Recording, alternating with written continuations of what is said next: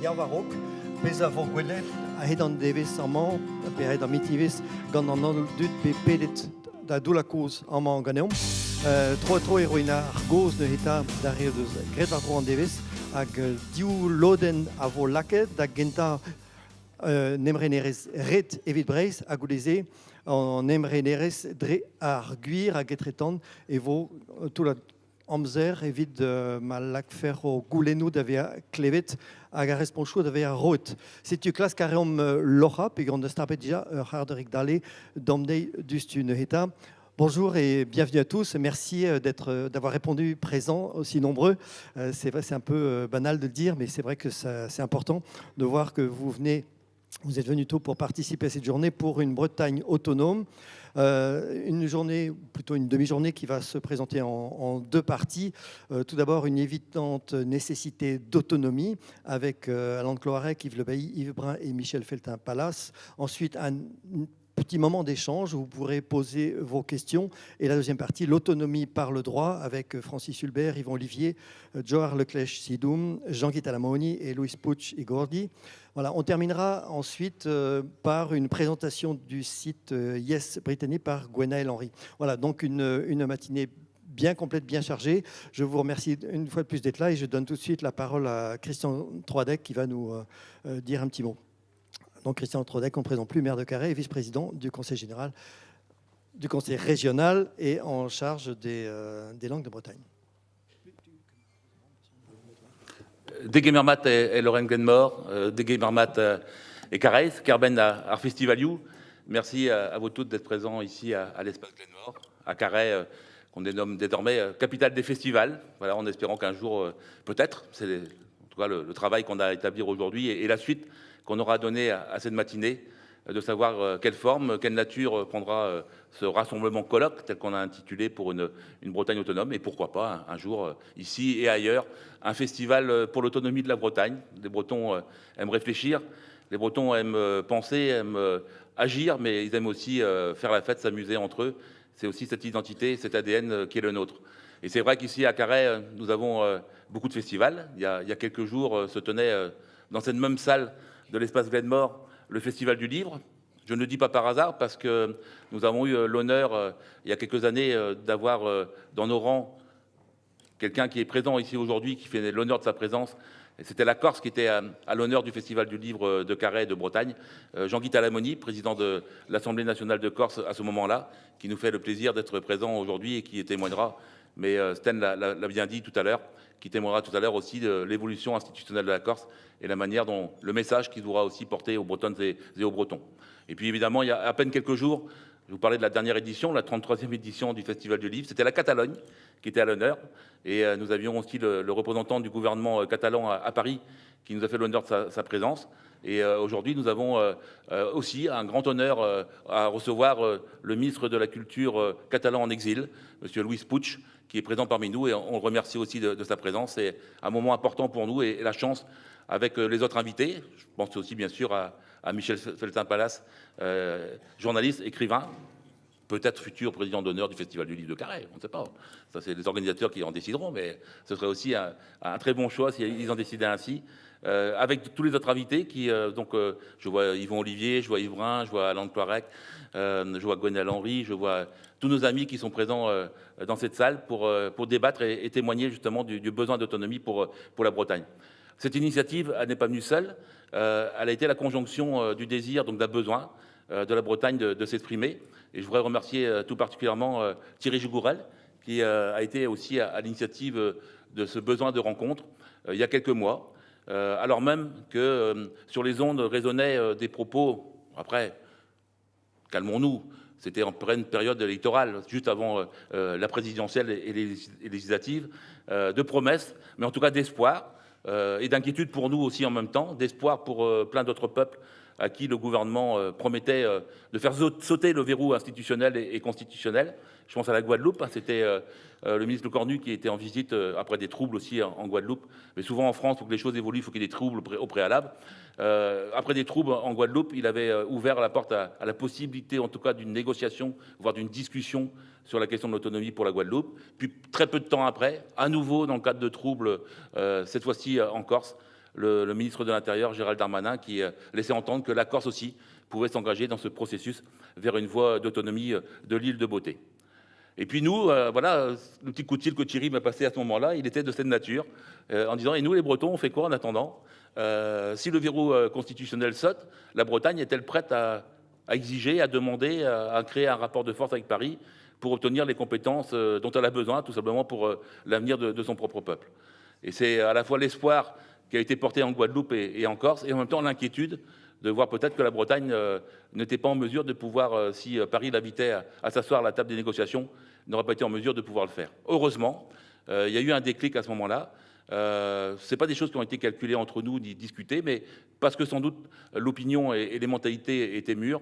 Le groupe Braise-Aglaise, que je salue, de Conseil régional de Bretagne, avec Aziz Gouez, sa porte-parole, c'est donc le groupe émanant essentiellement de l'Union démocratique bretonne, qui a donc proposé un vœu au Conseil régional de Bretagne et qui a été adopté par 75 conseils régionaux sur 83. Je peux vous dire qu'en avril 2022, ça a été pour beaucoup une sacrée surprise de voir que la Bretagne était majeure et que la Bretagne était mûre pour faire en sorte au moins d'aller vers l'idée de discuter, de préparer, de travailler un projet pour l'autonomie de la Bretagne. Et puis, comme les choses ne se font jamais non plus seules en Bretagne, c'est toujours des choses de convergence. Vous avez eu la chance de savoir très peu de temps après, mais c'est une discussion entre Thierry et Yves Le Bailly, que l'association et le collectif Bretagne Majeure également s'étaient mis en cheville pour organiser le même type de rendez-vous, un colloque portant aussi sur l'autonomie de la Bretagne. Il ne nous restait plus qu'à nous réunir, à nous retrouver, et puis de préparer ensemble cette matinée. Alors, je peux vous dire qu'elle était comme pleine de rebondissements, pleine de surprises, l'organisation de cette matinée. On ne va pas y revenir, parce que si on veut faire en sorte que demain, les choses avancent, il faudra que tout le monde soit aussi ensemble, le peuple breton, que ce soit les élus, que ce soit la population, chacun sans doute aussi dans son rôle. Vous savez que le Conseil régional, après ce vœu, a créé un groupe de travail qui avance, qui a 3e réunion, qui est en train de travailler justement sur les compétences possibles qu'on pourrait travailler, exiger auprès de l'État français. Et puis de l'autre, faire en sorte aussi que la conscientisation, que l'idée de l'émancipation, que l'idée de l'autonomie de la Bretagne gagne la population et le peuple breton. Et ici, nous sommes plus dans ce cadre de rassemblement, de faire en sorte que cette question soit vraiment prégnante et qu'elle investisse toute la société bretonne. Et c'est avec Yves, avec Thierry, avec tous les intervenants, le but qu'on se donne pour cette matinée de travail. Bons travaux à tout le monde. Merci en tout cas de votre présence. Ça fait chaud au cœur de voir autant de monde, malgré les vents contraires qu'on a pu subir, malgré les erreurs qui ont pu être commises, mais également, surtout, avec la foi et la détermination qui est intacte de faire en sorte que la Bretagne s'engage vers la voie de l'autonomie. Merci à toutes et à tous.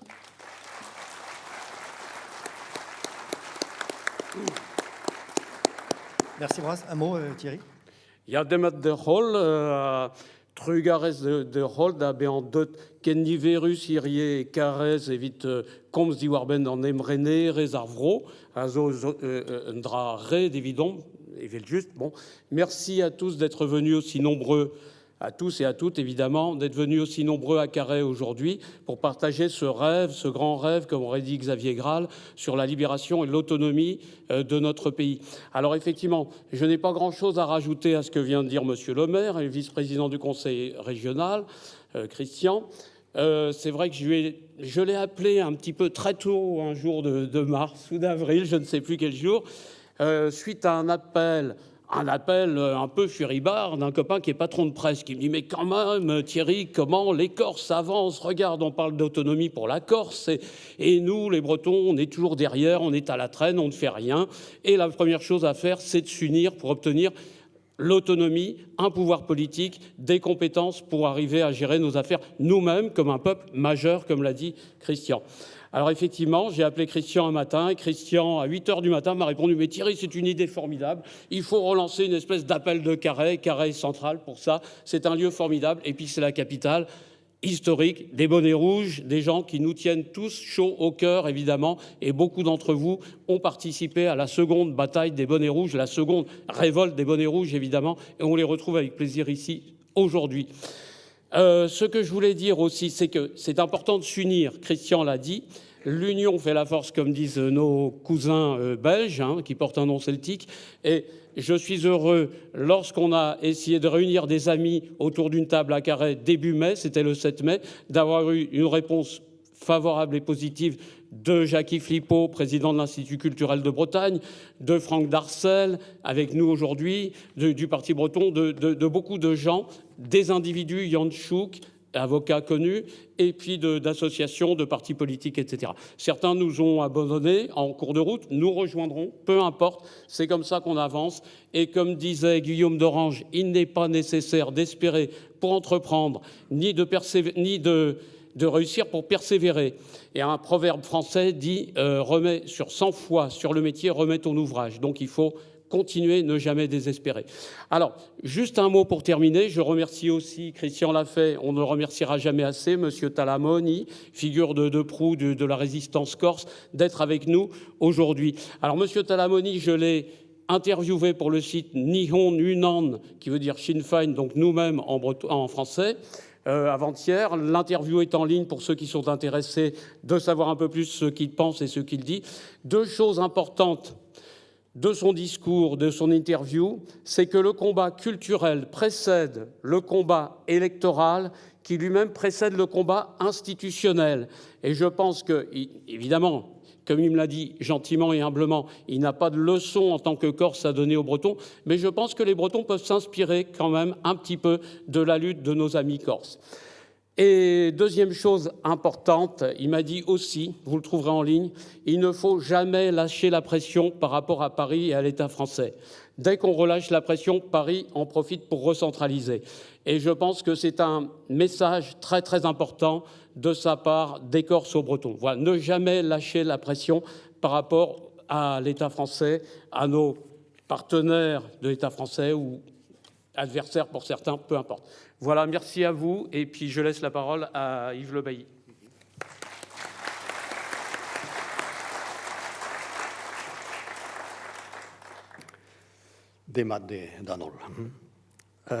Je suis donc Yves Le Bailly. Je représente le mouvement, enfin le collectif Bretagne Majeure, qui a pris forme après le colloque de Carhaix il y a 4 ans. Et voilà plus d'1 an que nous évoquons cette idée d'un colloque strictement réservé au sujet de l'autonomie. Et compte tenu du contexte, je vais, excusez-moi, lire un texte pour bien peser mes mots, parce que les périodes de tension qu'on a pu voir ces derniers temps, puériles, irresponsables, n'allant pas dans le sens de la maison commune, méritent quand même que nous prenions quelques précautions et en même temps que nous affirmions notre fermeté. En effet, nous sommes réunis ici pour parler d'autonomie. C'est un mot sérieux qu'il ne faut pas galvauder. Il ne faut pas le galvauder en Bretagne particulièrement, car dans le passé, il a pu conduire à des dérives dont la mémoire n'est pas effacée. Car aussi, ce mot fait encore peur à des responsables politiques proches des partis jacobins qui ont cependant voté ce vœu au mois d'avril. Essentiellement d'ailleurs compte tenu de la conjoncture dans laquelle se trouve la région. Et l'absence décrétée de nombre d'entre eux, les polémiques récentes au sujet de la tenue de ce colloque, du positionnement de certains intervenants le démontrent, ce sujet est délicat. Il est important, mais délicat. Important parce que c'est notre maison commune que nous projetons de cette manière sur l'avenir, et délicat parce que, nous le voyons, il y a une certaine frilosité chez certains, feinte ou pas. Aussi devons-nous discuter prudemment aujourd'hui, mais de manière responsable de cette notion, et d'elle seule, ne pas relever à des lendemains qui chantent, des visions d'indépendance qui animent certains, comme le craignent nombre d'élus qui ont voté ce vœu et de détracteurs. Là n'est pas la question. Cela discréditerait la journée. Ce mouvement s'empare actuellement, par contre, d'une partie seulement de la société, mais quand même d'une partie active de cette société, et risquerait à terme de tuer dans l'œuf cette magnifique idée. Nous devons donc la porter avec prudence, mais fermeté. Car tous ici, nous y tenons. Je pense que dans cette salle, nous sommes tous convaincus de l'idée et de l'intérêt de l'autonomie. Et la société civile que nous représentons doit aider, peut-être forcer les politiques à franchir le pas, mais pas les effrayer. C'est un binôme nécessaire à l'action. Et c'est bien dans ce but que nous, Bretagne majeure, avions conçu cette journée, et on se retrouve sur ces bases, je dirais, avec Bretagne autonome. Car dans la déliquescence actuelle de l'État sur un plan politique, d'anémie financière, qui le résultat de sa dette extravagante, cette autonomie réclamée apparaît comme une nécessité impérieuse et un besoin ultime dans le contexte actuel. C'est bien ainsi, je pense, que les partis politiques qui ont voté le vœu l'ont conçu au mois d'avril, y compris même si pour certains, il y avait résistance par rapport à cette notion. Aussi, pour affirmer nos convictions, pour aider les citoyens et les élus à suivre cette voie, si nécessaire, restons donc responsables et envisageons cette idée pour le bien-être de la société bretonne et son avenir plein de promesses, comme inclus dans une république repensée, solidaire, entre ses composantes sociales et territoriales. Il s'agit avant tout, par cette journée, de rallier l'opinion des hésitants, c'est ce que vous avez dit tout à l'heure, de manière à ce qu'on retrouve ce qui était en fait les fondements même des premiers temps de la Révolution française, les fédérations, où chaque peuple composant la République avait son mot à dire. C'est ainsi que nous, Collectif Bretagne Majeure, on conçoit cette journée et qu'on porte cette idée avec le groupe Bretagne Autonome. Voilà, je remercie Christian et Thierry de la collaboration que nous avons entamée. Nous avons des différences, mais nous avons cette vision commune qui est supérieure, qui devrait être l'intérêt exprimé par nos représentants comme étant la voie essentielle de l'avenir de la région. Je vous remercie.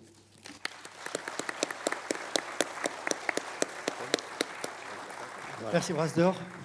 Un grand merci à vous. Alors pour resituer le débat, je vous propose de retrouver tout de suite l'intervention qui a suscité beaucoup d'émotions, dont on a parlé. C'est celle du groupe Braise Aglaïs au cours de la session du Conseil régional avec Azilis Gouès qui propose donc cette intervention sur l'autonomie de la Bretagne.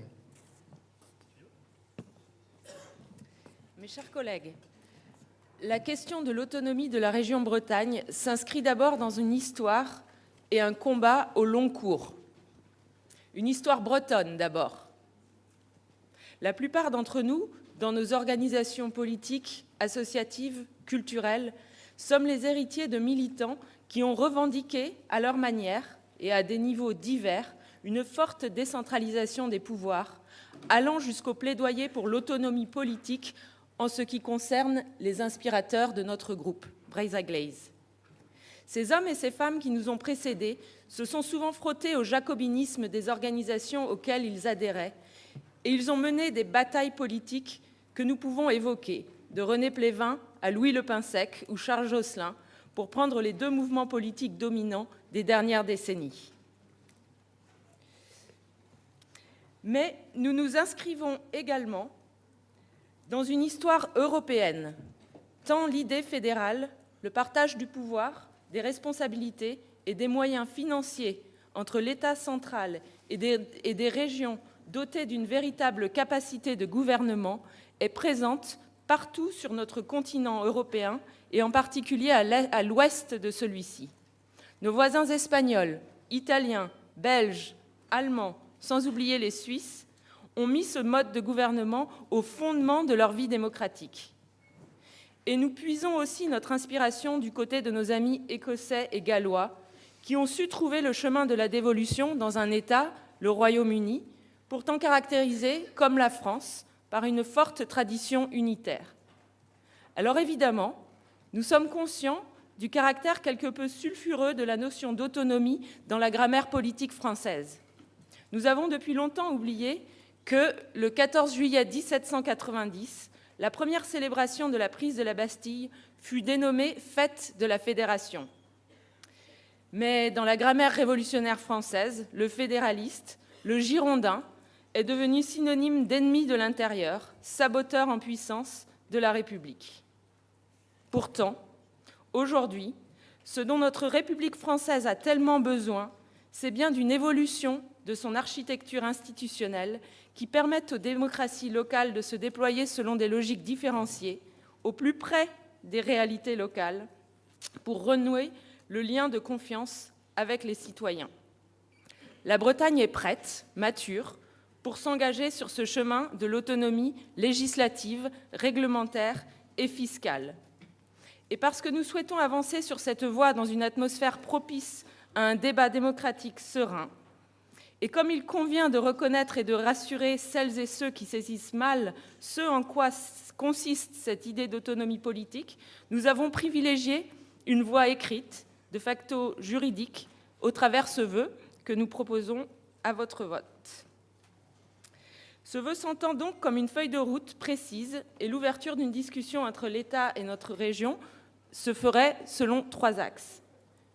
Tout d'abord, nous rappelons évidemment que pour nous, cette autonomie, nous l'envisageons dans une Bretagne à 5 départements et nous rappelons la substance du vœu sur la réunification de la Bretagne qui a été adopté par cette Assemblée en octobre dernier. Deuxièmement, nous proposons d'ouvrir une discussion sur l'autonomie de la Bretagne avec l'État en matière de répartition des compétences. Et troisièmement, de travailler sur la question des moyens financiers et fiscaux de la région. Évidemment, tout cela doit reposer sur un débat public, une mobilisation de la société bretonne. Et nous pensons que ce débat sur l'autonomie de la Bretagne, sur l'autonomie politique, doit être mené conjointement avec l'autre débat, celui sur la réunification.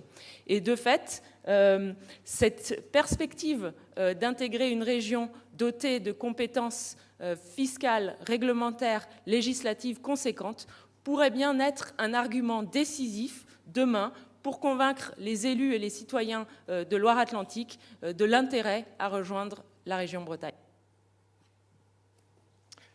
Voilà, et je rappelle donc, comme le disait Christian tout à l'heure, que le vœu pour l'autonomie a été voté à l'unanimité du Conseil régional, à l'exception du Rassemblement national. Voilà, donc une évidente nécessité d'autonomie. Eh bien, nous allons entendre les différents intervenants et je vais tout d'abord appeler Alan Cloarec, un peu son nom normand, Alan, militant indépendantiste, membre de Doare Frankis, qui a effectué des recherches de façon indépendante sur le nationalisme breton. Il avait déjà publié aux origines du mouvement breton et en 2022 l'histoire du nationalisme breton. Dité, Alan. Merci der, Trugarheder, holde dut hom, age un tachen gauche, hier très classe que de monde. Pas réfouns, mais béa, insclérant possible. Merci à vous toutes et tous d'être venus ici. Le programme aujourd'hui, l'approche historique de la notion d'autonomie, pour commencer, je pense que c'est une très bonne ouverture, parce qu'il ne faut pas oublier que l'idée d'autonomie, elle est ancienne en Bretagne, elle ne vient pas de nulle part. On pourrait faire tout un colloque sur ce sujet-là, mais exercice ô combien difficile s'il en est, en 14 minutes et 40 secondes, de vous résumer un siècle de militantisme. Alors, tout d'abord, il faut différencier le mot et le concept. L'apparition du mot d'autonomie sur le devant de la scène politique bretonne, il est assez facile à dater, c'est 1927. Le concept d'autonomie, néanmoins, est plus ancien. Il s'articule autour de 2 approches qui sont à la fois différentes et parallèles, opposées sur certains points, mais éminemment complémentaires sur d'autres. C'est une dualité qui s'anime entre 2 grandes familles des mouvements bretons et des idées bretonnes, que j'ai définies, moi, comme le nationalisme institutionnel et le nationalisme révolutionnaire. Donc 2 mondes différents, mais qui sont liés, dont les frontières sont poreuses, où les mêmes groupes, les mêmes personnes peuvent passer de l'un à l'autre, selon les époques, selon les contextes. Certains peuvent être en apparence d'un mouvement, mais idéologiquement d'un autre. À travers cette idée institutionnelle et cette idée plus révolutionnaire, on va retrouver 2 grands concepts dans l'autonomie, à la fois celui d'un corps intermédiaire et celui d'un droit des peuples. Corps intermédiaire dans le sens où l'autonomie pose la question de la gestion de l'État par le bas. C'est la question d'un pouvoir spécifique pour servir un intérêt spécifique lié à des réalités spécifiques qui sont celles d'un peuple, d'un pays. À côté de cela, il y a également une autre question, une question de principe, une question qui amène que l'existence en tant que peuple amène des droits politiques qui peuvent être ceux d'autonomie ou ceux de l'indépendance. Car bien sûr, depuis l'annexion française de 1532, il y a eu de multiples formes de revendications et d'affirmations des idées bretonnes, qui pouvaient référer à la fois à l'idée d'un corps intermédiaire ou celle d'un droit des peuples. Donc pour commencer, le concept avant le mot. Le concept moderne d'autonomie émergent tout d'abord autour de l'idée de région. Aujourd'hui, ça peut sembler évident, mais à la Révolution française, les anciennes provinces sont supprimées et il n'existe plus que les départements. Donc revendiquer une région était déjà un grand pas politique au XIXe et au XXe siècle. La mise en forme politique commence en 1898, avec l'apparition de l'URB, Union régionaliste bretonne. Dans ce mouvement divers, plusieurs tendances vont parfois s'opposer et vont débattre entre elles. Et ces périodes de débat intellectuel amènent à théoriser plus concrètement ce que peut être l'autonomie. L'année 1911 est en cela fondamentale. C'est une année où il y a énormément de publications et beaucoup de débats qui commencent à clarifier un petit peu qu'est-ce que ça veut dire l'autonomie. Je prendrai un exemple, un ouvrage intitulé « Vers une Bretagne organisée » et sous-titré « Enquête sur les libertés régionales et la formation des États provinciaux de Bretagne », publié par le comte de Lantivy-Trédion. Alors c'est un livre qui est une forme de discussion entre les différentes tendances du mouvement régionaliste, où différentes militantes et militants vont donner leur vision de ce que peut être la création d'une région Bretagne. Affirmer ces idées-là, à cette époque, est en soi assez radical, car il amène à revenir sur un des éléments de la tradition politique républicaine française, qui est celle de l'idée de volonté générale, issue de la pensée de Rousseau, et qui stipule qu'il ne peut y avoir d'intermédiaire entre le citoyen et l'État, que les citoyens doivent en permanence viser l'intérêt général et ainsi s'exprime une volonté générale et que toute forme de corps intermédiaire entre le citoyen et l'État est néfaste pour la souveraineté du peuple. Au XIXe ou XXe siècle, néanmoins, il y a plusieurs mouvements, plusieurs composants de la société qui remettent en cause cette idée d'absence de corps intermédiaire entre le citoyen et l'État, notamment l'apparition des partis politiques, des syndicats ouvriers. Et dans ce contexte de Troisième République, à la fin du XIXe siècle, où le parti syndicat assume d'être des corps intermédiaires légitimes dans le débat démocratique, les régionalistes se posent également l'idée que la région est un corps intermédiaire légitime. 1911, c'est aussi une époque où apparaît une autre tendance des mouvements bretons, qui est celle d'une tendance révolutionnaire, qui se revendique séparatiste et indépendantiste. On peut citer notamment la publication cette année-là du manifeste séparatiste, la création du premier parti nationaliste breton, et également la publication d'un essai pour le séparatisme par Louis Leroux. Donc je vous cite un extrait de ce manifeste séparatiste, l'article 8, dit « Nous ne saurions accepter en effet la thèse régionaliste, humiliante pour notre amour-propre et notre dignité de Bretons.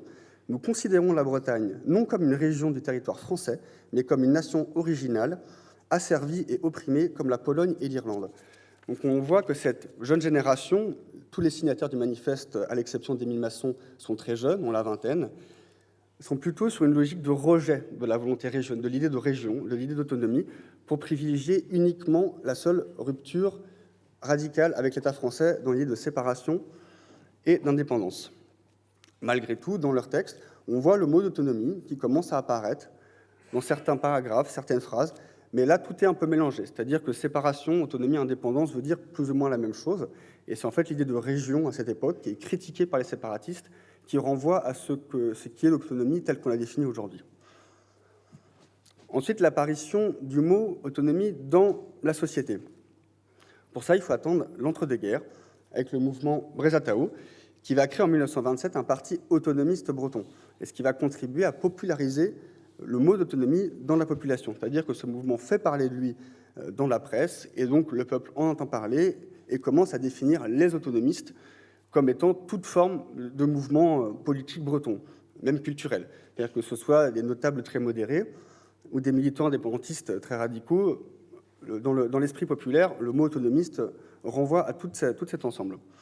Alors d'où vient l'exemple? Pourquoi ces militantes et ces militants vont prendre ce mot d'autonomie pour le mettre sur le premier plan de la scène politique bretonne? L'inspiration, elle vient de l'Alsace. L'Alsace, où en 1926 se crée notamment la Heimatbund, vous excuserez mon alsacien, qui signifie l'Alliance patriotique. Et en Alsace, l'idée d'autonomie prend une importance considérable dans les années 20 et 30, pour une raison très simple, c'est qu'avant la Première Guerre mondiale, l'Alsace fait partie de l'Allemagne, et ensuite elle fait partie de la France.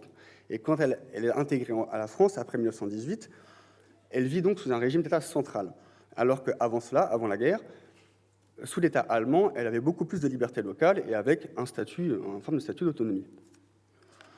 Donc, ce parti autonomiste breton qui existe de 1927 à 1931 va considérablement travailler sur la théorisation de qu'est-ce que peut être l'autonomie, pour amener l'idée bretonne à se concevoir dans le cadre d'un État français fédéral et même d'une idée d'union européenne.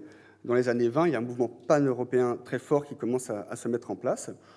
Et les militants bretons, notamment Maurice Duhamel, qui est un des leaders du parti autonomiste, assument de poser l'idée bretonne dans un cadre idéologique beaucoup plus large, et donc non plus de défendre une indépendance, une rupture radicale, mais une autonomie de la Bretagne dans un cadre français et européen fédéral. Je vous cite un extrait du livre de Maurice Duhamel, « Le fédéralisme international et le réveil des nationalités », publié en 1928, où il nous dit « Si notre nationalisme se dresse contre l'internationalisme, s'il est incompatible avec ce grand rêve d'entente qui gonfle d'espérance le cœur des hommes d'aujourd'hui, s'il n'est qu'une forme trouble du passé renvoyée à la surface de nos préoccupations par les remous qui agitent le monde moderne et contraire à l'évolution générale des sociétés humaines, il est évident que nous pouvons faire le deuil de nos désirs d'indépendance. On ne va pas contre l'évolution, pas plus qu'un fleuve ne remonte vers sa source. » Alors ensuite, dans les années 30, il y a une division de ce parti autonomiste en différentes tendances, avec notamment l'apparition d'un parti national breton, beaucoup plus radical, et qui va toujours continuer à défendre l'idée d'autonomie officiellement, mais qui en réalité met ce concept un peu au second plan, car les leaders de ce mouvement, puis la base militante également, est persuadé que de toute façon, la question de l'émancipation de la Bretagne ne se réglera que d'une seule façon, une guerre de libération nationale sur le modèle irlandais, sachant que l'Irlande est devenue indépendante par une guerre d'indépendance quelques années avant, c'est encore très proche. Il reste 5 minutes, je vais essayer d'aller vite. Alors, pendant la guerre, il y a d'autres visions aussi de l'autonomie qui vont apparaître, mais sans grande suite, notamment celle défendue par Olivier Mordrel dans son journal Stur, qui va lui penser une autonomie comme un registre d'allégeance à l'Allemagne, à l'Europe construite par l'Allemagne nazie. Et il demande même ouvertement aux indépendantistes bretons d'abandonner cette idée d'indépendance, d'abandonner toute idée de lutte armée de libération nationale, etc. Bien sûr, il y a d'autres tendances aussi à cette époque de la guerre. Souvent, le doigt est mis sur ceux qui, comme Mordrel, pensent allégeance à l'Allemagne. Mais dans la France libre, à Londres, il y a également des mouvements qui défendent l'idée d'autonomie.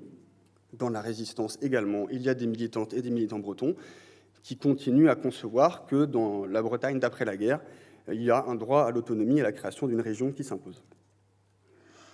Ensuite, comment le mot et le concept vont s'articuler jusqu'à aujourd'hui?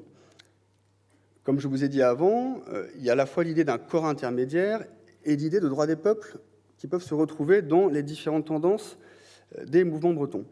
Après la guerre, la collaboration d'une petite partie du mouvement a forcément amené à décrédibiliser l'idée de droit des peuples trop ouvertement assumée et affirmée. Néanmoins, l'idée de corps intermédiaire, l'idée que le pouvoir de l'État doit aussi être géré au plus près du peuple et au plus près de ses territoires et de ses pays réels, reprend assez vite une importance. On pourra citer notamment la création du CELIB en 1950, qui est un regroupement à la fois d'hommes politiques, d'économistes, d'universitaires, qui vont concevoir notamment l'idée d'une loi-programme, une loi-programme pour la Bretagne, qui en fait est plus ou moins ce qu'on parle aujourd'hui d'autonomie. À côté du CELIB, il y a d'autres mouvements un peu plus politiques qui font aussi leur apparition. En 1957, le MOB, le Mouvement pour l'organisation de la Bretagne, qui ne met pas ouvertement le mot d'autonomie dans son nom, encore moins l'idée d'indépendance, mais qui affirme un discours de plus en plus clair sur l'idée à la fois de corps intermédiaire, mais aussi de droit des peuples, en pensant que les deux concepts sont forcément complémentaires. Autre mouvement de cette génération des années 60 puis 70 qui va contribuer à repopulariser le mot d'autonomie et le concept qui va avec, c'est l'Union démocratique bretonne, qui est issue d'une dissidence du mouvement pour l'organisation de la Bretagne, qui est officiellement autonomiste, qui l'assume sur le devant de la scène et qui permet de repopulariser cette idée en Bretagne. Ensuite, dans les années 70-80, D'autres mouvements font leur apparition. On peut citer le SPV, Strolat Pobrez en 1979, MGAN en 1983, des mouvements qui vont se revendiquer de l'indépendance. Mais ces mouvements, même en étant indépendantistes, assument de dire que les autonomies qui se mettent en place dans l'Espagne post-franquiste, qui vont se mettre en place au Royaume-Uni, sont également des modèles d'organisation politique qui permettent de répondre à cette aspiration du droit des peuples et qui permettent une plus grande efficacité dans la gestion globale des affaires politiques d'un pays. C'est-à-dire qu'il y a un consensus qui se crée dans tous les mouvements bretons pour défendre à la fois l'idée d'un corps intermédiaire légitime à travers l'idée régionale et l'idée d'autonomie, et également celle du droit des peuples. Et quand un consensus se crée comme ça au sein de l'EMSAO, le cheminement de l'idée vers la société bretonne n'en est que plus efficace. Et on pourrait prendre également l'exemple du drapeau national moderne, le Gwenadu, qui est derrière moi. Ce drapeau, il a été créé par le mouvement national. Il a été défendu de façon consensuelle par l'ensemble du mouvement, que ce soit politique ou culturel, et il a été, grâce à cela, réapproprié plus facilement par la société. Et il se passe petit à petit, au long de ce XXe siècle, le même phénomène. C'est-à-dire que puisque l'idée d'autonomie crée un consensus général dans les mouvements bretons, le peuple breton en reçoit si vous voulez, des échos de part de différentes tendances, différents groupes, différents mouvements, selon les époques. L'idée d'autonomie revient en permanence. On peut le voir au XXIe siècle dans certains événements, comme notamment la révolte des bonnets rouges de 2013, où un slogan s'est imposé, celui de vivre, travailler, décider au pays.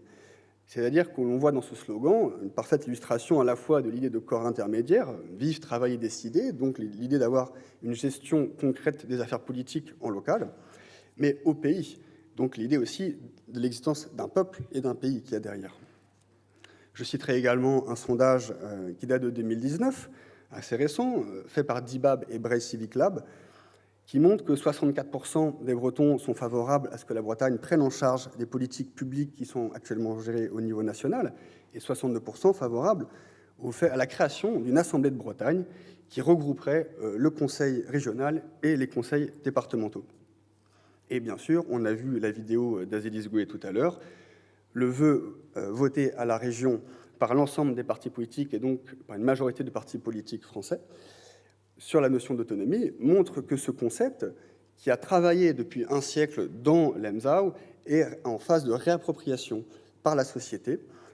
Et ainsi, l'histoire est maintenant encore à écrire et je ne doute pas qu'elle soit bel et bien en marche. Merci à vous. Merci Brasdit, Alan Evident Tolzel, Vargil, Var Histor, en Emrener et Sévrais. Un très grand merci pour cette remise en perspective historique. Alors, je vais tout de suite appeler, Alan, tu demandes à Zéza, tu sais, bon, je vais tout de suite appeler Yves Lebailly, qu'on a entendu tout à l'heure. Vous le connaissez comme géographe et écrivain. Il est bien sûr partisan de la réunification de la Bretagne et de son autonomie politique. Membre et président de l'association Géographes en Bretagne, et milite au sein de l'association et la maison d'édition Arfals Colvreys. Son dernier livre, Défi pour la Bretagne, un nécessaire nouveau contrat social. Je rappelle également que Yves Lebailly a été récipiendaire récemment du collier de l'Hermine qui lui a été remis à Josselin dans les mois derniers. Une intervention, donc, un nécessaire besoin d'autonomie, une approche économique, sociétale et géopolitique.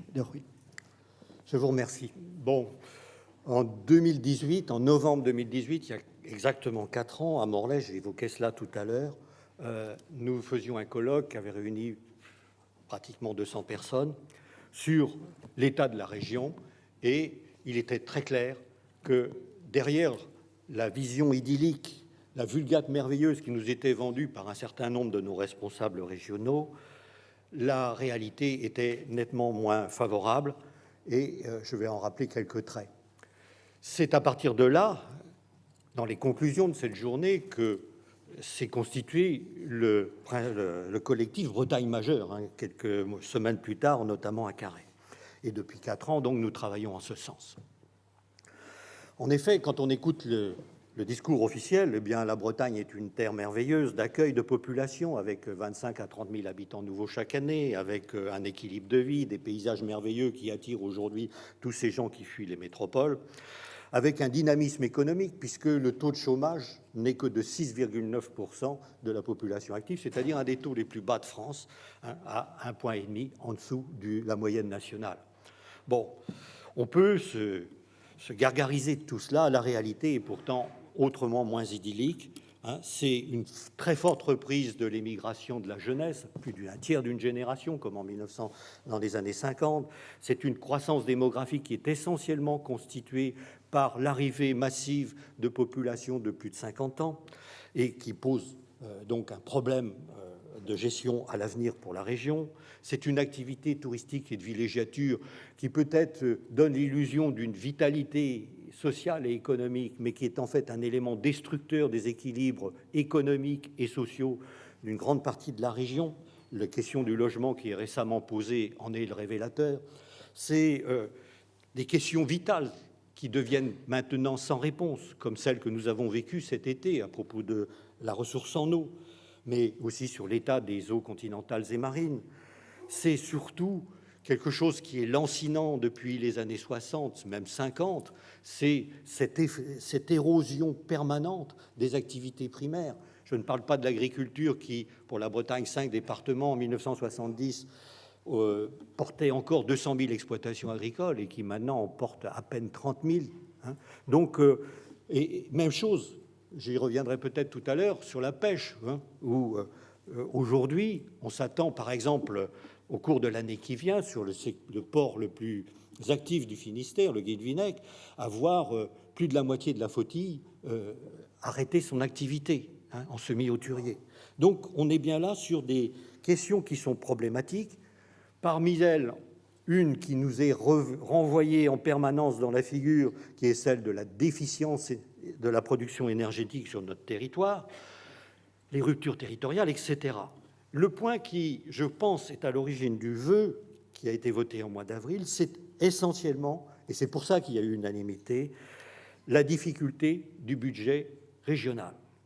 Ce budget, on le sait, d'1,7 milliard, c'est ridicule, c'est pratiquement 10 à 38 fois inférieur à ce que des régions européennes autres peuvent disposer, et elles peuvent mener des politiques. Nous ne pouvons pas. Et notre région Bretagne a eu un mal fou à boucler le budget de cette année, hein, grâce aux économies qu'il avait faites les années précédentes, mais il lui manque quand même 50 millions actuellement.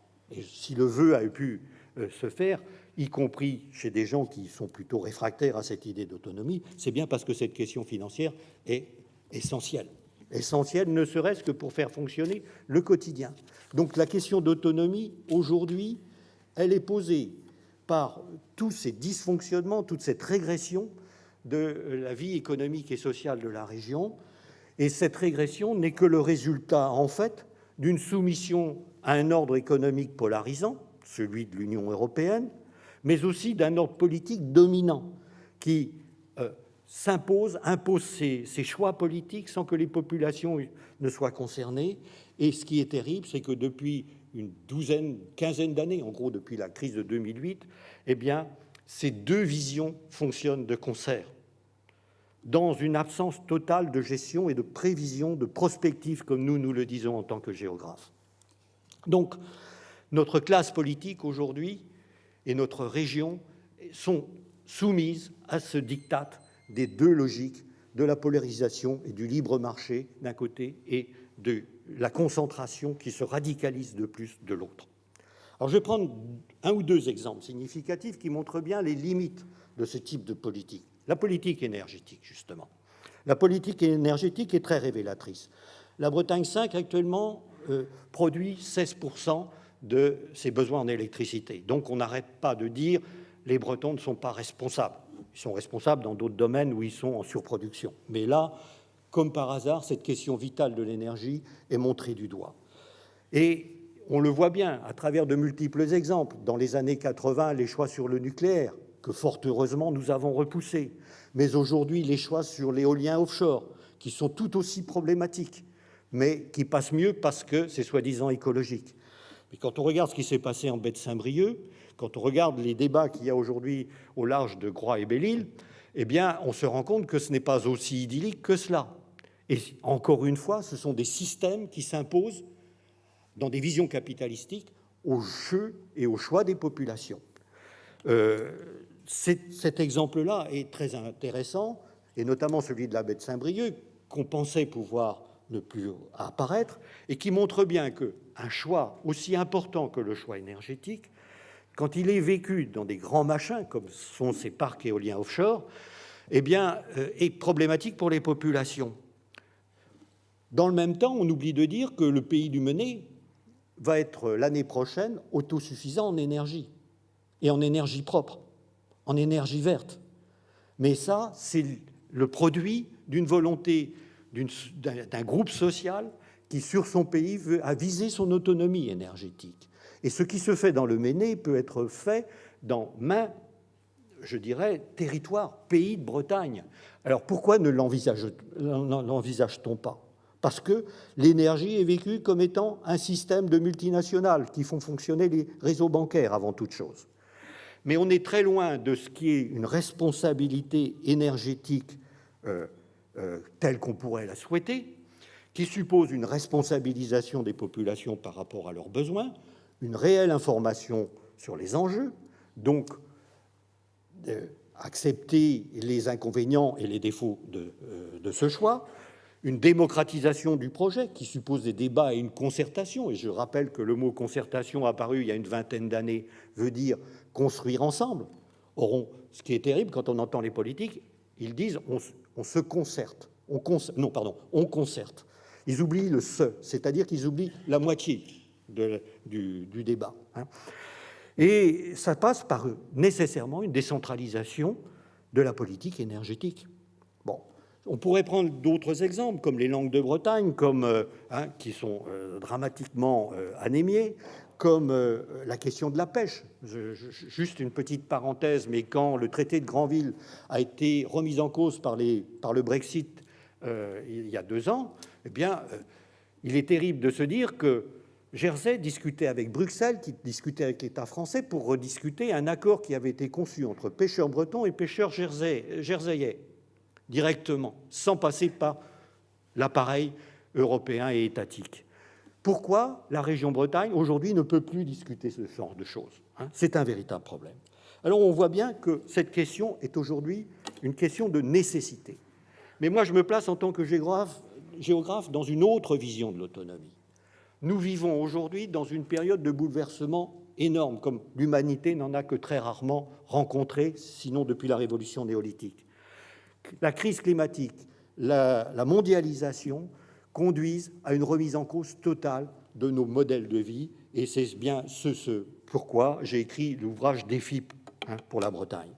En effet, la crise climatique suppose de revoir tous nos paradigmes de vie. Et pour y répondre, il faut retrouver la sagesse traditionnelle de nos rapports à la Terre, ce que les géographes appellent la géosophie. Ça veut dire retrouver ce lien intime entre les sociétés et leur milieu de vie, ce qui suppose humilité, relation intime avec le milieu, mémoire de ce milieu, développement plus endogène des territoires, maîtrise et conception plus antérieure dans une sorte de prospective justement de la maîtrise territoriale, et une approche surtout globale des enjeux. Cette approche globale qui relève de la gestion intégrée définie par le sommet de Rio de 1992 est quelque chose de nécessaire, d'évident pour résoudre la crise climatique. Et malheureusement, cette gestion intégrée pour l'État français ne peut pas se faire à l'échelle de l'État ni de l'Union. Elle ne peut se faire, quand on veut une approche globale qui touche la complexité, qu'à l'échelle de petites communautés, telles que des communautés régionales au maximum. Donc, ces changements, en fait, impliquent, pour préparer et résoudre les problématiques de l'avenir, que la région devienne une région majeure, qui ait la capacité d'opérer ses propres choix, de décider de la manière dont elle organisera son territoire, son économie, ses relations sociales, son organisation territoriale. Alors, qu'est-ce que doit être une Bretagne majeure ? On a préféré, nous, à l'issue du colloque de Carhaix, garder ce mot plutôt que autonome, parce que ça veut dire retrouver ce comportement d'adulte responsable. Ça veut dire d'abord s'appuyer sur une mémoire collective. Et ça a été dit tout à l'heure, l'éducation à l'histoire, à la culture, aux enjeux de notre société doit être quelque chose qui doit s'opérer dès l'école, chez les jeunes, car c'est cette génération de jeunes qui va être confrontée aux enjeux à venir. Elle doit se faire aussi par le biais des médias, qui sont souvent très en retard par rapport aux besoins. Moi, je suis effaré de voir qu'on a perdu 20 à 30 ans par rapport à la prise en charge de la mutation climatique.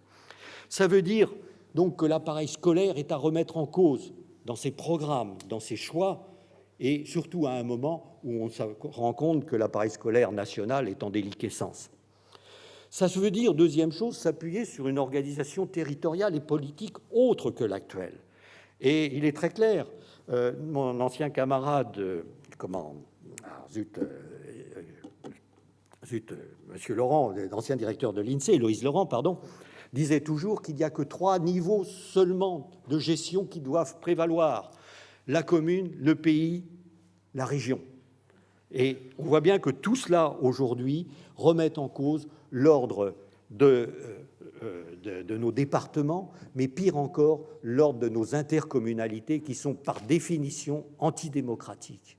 Qui pèse aujourd'hui sur ces technostructures? Est-ce que le citoyen a un droit de regard sur les politiques qui sont faites sur sa communauté d'agglo? Non. Donc on a à reprendre ce processus-là, et a été évoquée tout à l'heure la notion d'assemblée unique. Oui, c'est une réponse, mais je dis aussi les pays sont une réponse, car ce sont les seuls espaces de solidarité où peuvent s'exprimer ces approches globales et complexes. Alors, pour terminer, puisque le temps est compté, ça suppose enfin 3 choses. Ça suppose d'abord une dotation financière à la hauteur des autres régions européennes, car effectivement, nous avons besoin de faire nos choix en matière de transport, en matière d'aménagement, en matière d'énergie, en matière d'éducation, etc. Et ça suppose de l'argent. Quand on voit le budget de la région Bretagne, c'est une misère. Et il est terrible de voir que cette dotation qui est octroyée comme une obole à nos régions, eh bien, est à ce point insupportable. Ça suppose, deuxièmement, une autre conception et une autre organisation de la République française. Tout à l'heure était évoqué dans le discours d'Alice Isouez, et je l'ai repris, ce qu'a été cette première année de la Révolution française avec la fête des fédérations. Oui, nous avons besoin, dans un cadre renouvelé d'organisation du territoire national, de concevoir les choses sur des régions fortes, comme nos autres régions européennes occidentales, des régions qui assument leurs responsabilités hors des zones régaliennes et qui aient capacité, dans un concert européen, à fonctionner sur un mode fédéraliste. Enfin, ça veut dire une démocratie refondée, renouvelée, plus proche du citoyen. Et là aussi, c'est une autre évolution qui doit accompagner l'autonomie pour moi. C'est celle qui implique une vie participative, une autogestion par les communautés de leur complexité à résoudre. Donc, vous voyez, faire dire cela, ce n'est pas en remettre en cause les valeurs et l'idée de la République, c'est la concevoir différemment, en rendant le citoyen plus responsable, plus proche des actions qui vont guider son avenir de demain. Il en est plus que temps. Je vous remercie. Je voulais montrer une carte, mais on n'aura pas le temps. Mais elle est révélatrice, ou si on a 2 minutes. Oui, 2 minutes. Voilà, c'est cette carte qui est sortie en 2005. C'est la dernière carte de prospective que je connaisse, qui a été faite par l'Institut Atlantique d'Aménagement du Territoire à un moment où encore l'Arc Atlantique existait. Et cette carte, depuis, il n'y a plus rien. C'est le marché qui gère. Et révélatrice des choix qui se sont opérés à ce moment-là. Vous pouvez remarquer que sur cette façade atlantique, nord-sud, les péninsules, la Bretagne, la Cornouaille, le Pays de Galles, le Donegal, l'Écosse sont à l'abandon. À l'inverse, les zones d'activité que vous avez en rouge sont des zones qui sont intégrées à des logiques continentales. Et on voit là que s'affrontent 2 schémas géopolitiques. Une vision polarisante sur le fondement économique et politique de l'Europe continentale qui récupère une partie pour la Bretagne de l'est de la région et qui, par contre, délaisse ces péninsules à des fonctions ludiques, de villégiature et de sous-investissement. À l'inverse, Imaginons que nous ayons une vision atlantique nord-sud face à l'Atlantique et donc à la mondialisation. Ces péninsules prendraient une toute autre lecture et on aurait là des têtes de pont ouvertes en projection sur le monde, avec des ports actifs qui ne le sont pas aujourd'hui. Et c'est en cela que la réunification de la Bretagne est essentielle, car une vision maritime de la Bretagne ne peut que se concevoir qu'avec Nantes-Saint-Nazaire dans le lot des ports bretons.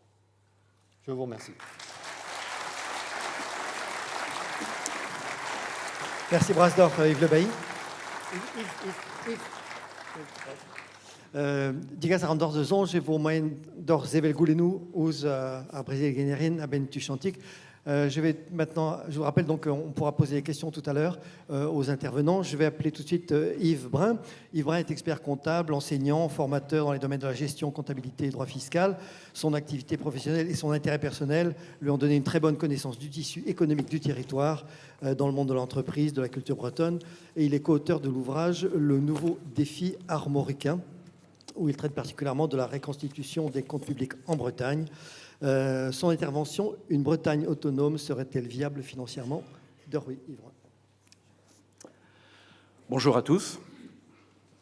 Je vois mon diapo.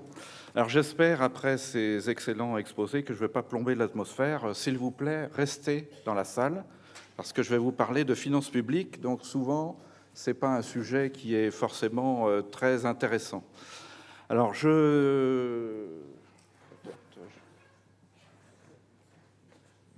vais reprendre dans ma première diapo un petit peu reprendre le sujet qui m'a été proposé, donc sur l'autonomie, donc reprendre un peu l'étymologie d'autonomie. Donc ça a été dit précédemment, hein, donc autonomie, ça vient de auto, soi-même, et puis c'est la gestion, hein, c'est la possibilité de s'administrer librement dans un cadre prédéfini. Donc ça, c'est effectivement important. Si on prend les autres mots, donc dans la diapo suivante, donc dans le texte, il y a viable financièrement. Qu'est-ce que ça veut dire? Alors viable, c'est tout simple en gestion, hein, c'est-à-dire que les recettes publiques couvrent les dépenses publiques, et financièrement, ça nécessite, hein, c'est ce que l'on va voir ensemble, de définir le périmètre budgétaire et juridique de l'entité concernée. Alors, je suis vraiment désolé ce matin de vous faire un petit cours de finances publiques. Alors, j'ai appelé ça le petit cours de finances publiques pour les nuls. Alors, ce n'est pas du tout une insulte vis-à-vis de vous, parce que je me considère moi-même comme toujours un nul, même avec tout ce que je peux apprendre. On a toujours à apprendre, et on est face à un millefeuille territorial, ce qui complique beaucoup les choses pour y voir clair au niveau des finances. Donc, la première chose à bien comprendre, hein, puisque la conclusion du travail qui a été fait il y a quelques années avec un certain nombre de personnes que je vous citerai, ça a été d'essayer de reconstituer théoriquement les comptes publics de la Bretagne dans tous ces échelons, hein, c'est-à-dire l'État, combien coûte l'État en Bretagne, combien coûte la région en Bretagne, combien coûtent les départements en Bretagne, combien coûte le bloc communal. Hein. Vous avez ici ce millefeuille, hein, dont je vais vous préciser quelques définitions, hein, pour ceux qui n'ont jamais entendu parler. Voilà. Donc on parle, ça c'est des normes, hein, qui ont été définies par la France, et qui permettent, dans chaque étage, il y a des possibilités de trouver des données, et il y a des comptes. Hein. Donc, si on prend cette pyramide, donc vous avez tout en haut l'État. Hein. Donc aujourd'hui, pour ceux que ça intéresse, hein, ceux qui ont quelques insomnies la nuit, ils peuvent aller chercher sur Internet les comptes de l'État. Alors moi, je trouve ça formidable parce que ça ressemble aux comptes de l'entreprise. Pour un professionnel, on peut revoir le compte de résultat de l'État, le bilan, l'actif, le passif. Donc, c'est un vrai plaisir. Voilà. Donc, les comptes de l'État et l'ODAC, les ODAC. Alors, les ODAC, c'est toute une nébuleuse d'organisations qui sont rattachées au compte de l'État. Il y a par exemple le CEA, le CNRS, il y a Météo France, l'Opéra, la Comédie Française. Alors ça, c'est très difficile à suivre au niveau financier. Si on descend dans les étages, il y a les régions. hein. Donc ça, les comptes sont à peu près clairement définis. Puis vous avez les fameuses ODAL. Alors ça, c'est pareil, hein, on ne l'imagine pas, mais il y a tout un tas d'organismes qui sont financés par les finances publiques, hein. Il y a la Caisse des écoles, le CCAS, les chambres consulaires. Tout ça, ce sont des organismes périphériques publics qui tournent autour de la région. Et ensuite, vous avez les départements et le bloc communal. Donc voilà un petit peu la structure. Donc en fait, dans le cadre d'une autonomie régionale, évidemment, il faut prendre en compte tous ces étages et pour voir combien ça coûte aujourd'hui, hein. Voilà. Bon, c'est quoi les comptes? Donc on peut passer à la diapo suivante. Les comptes, c'est simple, hein. Vous avez des ressources. Donc on va parler immédiatement des prélèvements obligatoires, hein. Et les grands records que l'on a en France, hein. Donc d'un côté, vous avez les ressources. Alors il y a deux choses qu'il faut bien comprendre, parce qu'on en parlera en finale, hein. Vous avez les ressources fiscales et vous avez les ressources sociales, hein. C'est ça qu'on appelle les PO, les prélèvements obligatoires. Donc généralement, toutes les collectivités ont des recettes annexes, hein, mais qui sont très faibles, hein. Certaines collectivités ont des patrimoines, donc il y a des produits de location, il y a quelques placements, hein.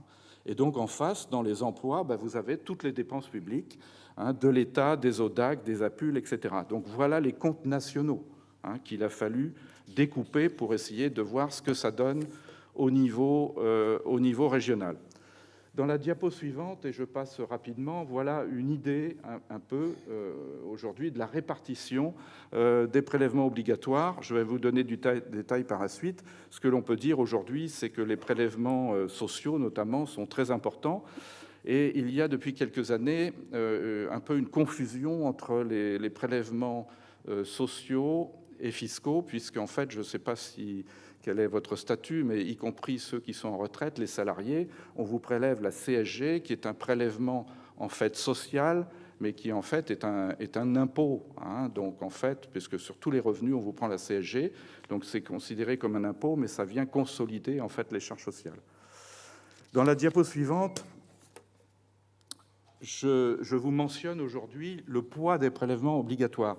Donc nous sommes évidemment, c'est dit dans la presse, nous sommes les champions, hein, donc avec le Danemark d'ailleurs, des prélèvements obligatoires. Alors pour vous donner une idée en euros, alors je ne sais pas si on peut s'imaginer, hein, dans notre tête, hein, nous qui avons des petits comptes, voilà ce que peut représenter 1108 milliards d'euros. Donc ça, c'est le total des prélèvements obligatoires de 2021 et qui représente 44,3% du PIB. Alors le PIB, c'est quoi? C'est la production nette de tout le pays, hein. Donc voilà, 1108 milliards, donc ça vous donne une idée de ces prélèvements.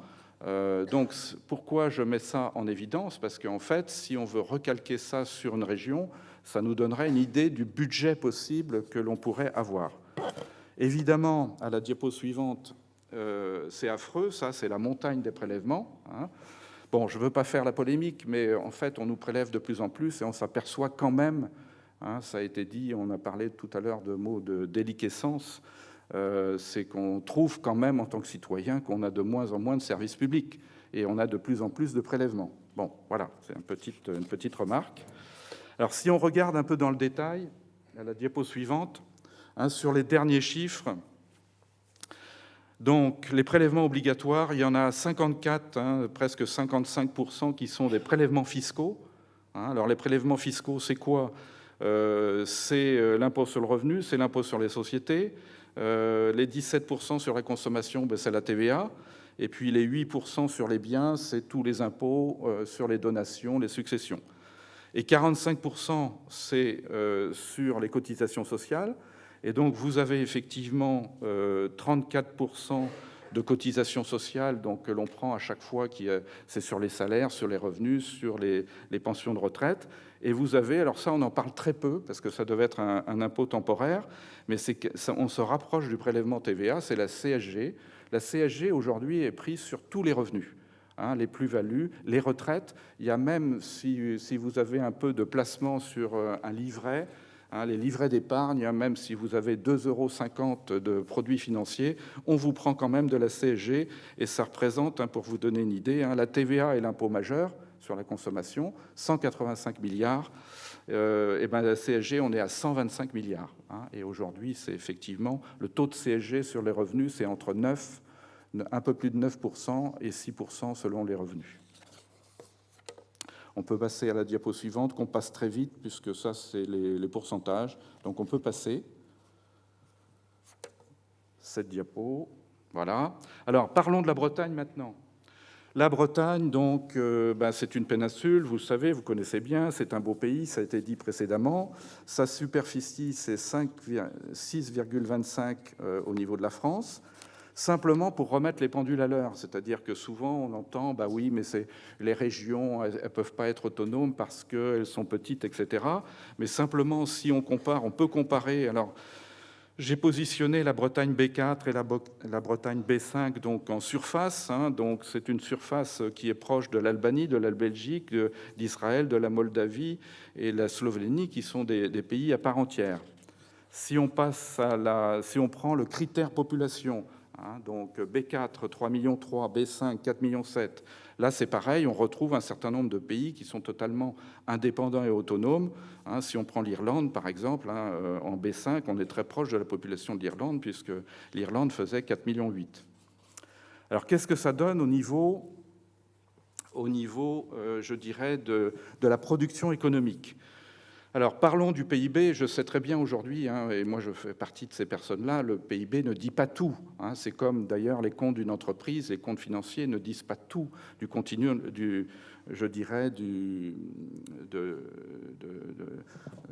la notation d'une entreprise, bien entendu.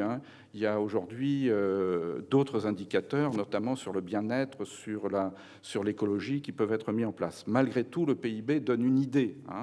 Donc c'est l'indicateur, je dirais, économique aujourd'hui où on trouve pas mal de données. Alors j'ai positionné les chiffres de 2015. Alors pourquoi? Parce que l'INSEE, on a des estimations aujourd'hui de 2020, de 2021, mais l'INSEE vérifie et met beaucoup de temps. Donc c'est les derniers chiffres vérifiés.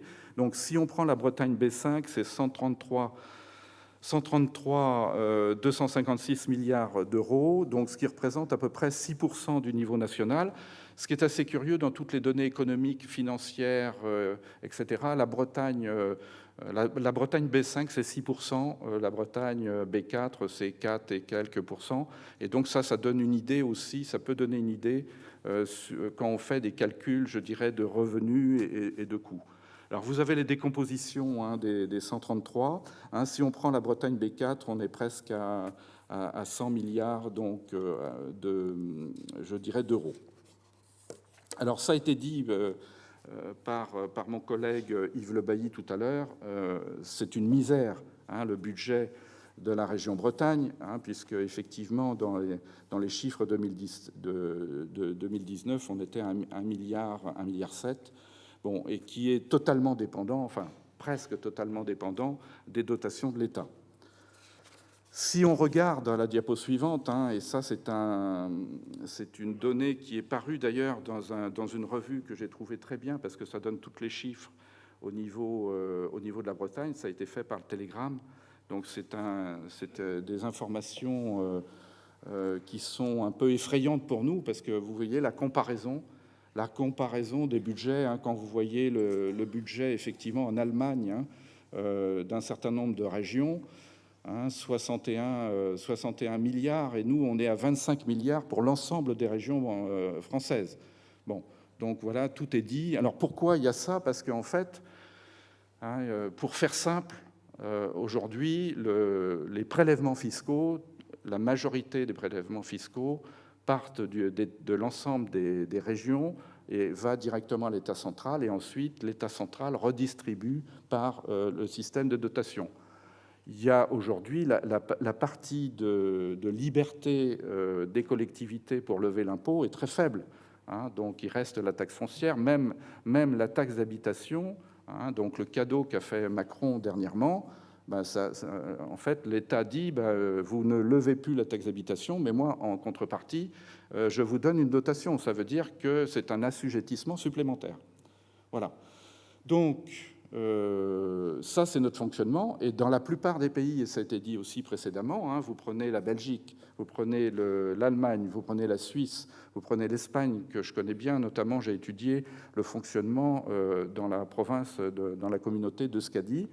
Et vous avez l'Italie aujourd'hui, ça fonctionne de manière inverse, c'est-à-dire que les recettes fiscales notamment sont prélevées sur le territoire, restent sur le territoire, et évidemment dans le cadre d'un contrat d'autonomie, il y a une participation de cette collecte-là à l'État central. Pour la communauté Euskadi, la participation est de l'ordre de 6%, c'est-à-dire qu'il y a une gestion sur le territoire fiscal, et Euskadi remonte 6% à l'État central. Alors évidemment, vous l'avez compris, et c'est toujours mon avis, c'est que j'avais discuté avec un ancien membre du gouvernement d'Euskadi, José-Marie Muñoa, qui d'ailleurs a fait plusieurs interventions en Bretagne, notamment en 2017, pour expliquer son fonctionnement. Donc ce qu'il dit, c'est qu'effectivement, une autonomie, une région sans son propre financement est une entité impuissante. Bon, c'est ce que Yves tout à l'heure a dit aussi, donc c'est important, et je dirais que c'est le nerf de la guerre. On peut nous donner tout un tas de libertés, mais si on n'a pas les moyens d'agir financièrement, vous faites rien. C'est comme l'adolescent qui va réclamer son argent de poche. S'il n'a pas beaucoup d'argent de poche, il va rien faire. Alors qu'est-ce que ça nous donnerait en Bretagne, en fait, pour avoir une ordre d'idée, et ça rassure les calculs qui ont été faits, parce qu'en fait, ça voudrait dire qu'on rejoint le tableau précédent. Donc si déjà on peut faire, il y a différentes méthodes pour faire des calculs, on pourrait se dire aujourd'hui, nos recettes fiscales, de toute façon, sont proportionnelles au PIB. Donc le calcul là est facile. Si on prend simplement, je vous dirai pourquoi je fais ça, les recettes fiscales, les ressources fiscales, et que l'on prend les différents PIB, B4 et B5 que je vous ai montré précédemment. Donc en fait, on aurait un budget, si on prend B4, on aurait un budget de 24 milliards, on est à 1,7 milliard aujourd'hui, et 24 milliards, vous voyez, on rejoint en fait un certain nombre de régions européennes. Et puis si on prend B5, on serait à 32 milliards. Voilà. Alors ça, c'est les recettes. Le gros sujet, en fait, si on rentrait dans une négociation, une convention, c'est de savoir qu'est-ce que l'on paie et qu'est-ce que l'on prend en charge. Donc, en fait, c'est la définition du périmètre de compétences est déterminante. Ce travail-là est très important. Donc, par exemple, sur le dossier de Euskadi en Espagne, il y a des négociations régulières, il y a un contrat de base, et il y a des négociations régulières qui ne sont pas toujours faciles. Effectivement, si une compétence arrive dans la région, évidemment, on conserve les recettes territoriales levées et puis on assume. Je rappelle aussi que autonomie, et je crois que c'est sain tant au niveau individuel et qu'au niveau, je dirais, au niveau d'une collectivité, autonomie de gestion, ça veut dire responsabilité des engagements. Et moi, je suis convaincu aussi, pour avoir vécu dans le monde de l'entreprise, que nous sommes aujourd'hui, nous sommes administrés par des grands machins et que ces grands machins sont devenus ingérables. Et c'est pareil pour les entreprises. Moi, j'ai constaté ça, que quand vous êtes face à des entreprises multinationales, il y a même des mouvements financiers qu'on ne voit plus, il y a du gâchis, et si vous diminuez en fait le niveau d'attention, le niveau de gestion, ça va mieux et puis on fait beaucoup plus attention. Voilà. Alors, pour finir, excusez-moi, je finis rapidement. Alors, les tableaux sont atroces là. Alors, moi, je les trouve très beaux. Je trouve qu'il y a une esthétique des chiffres.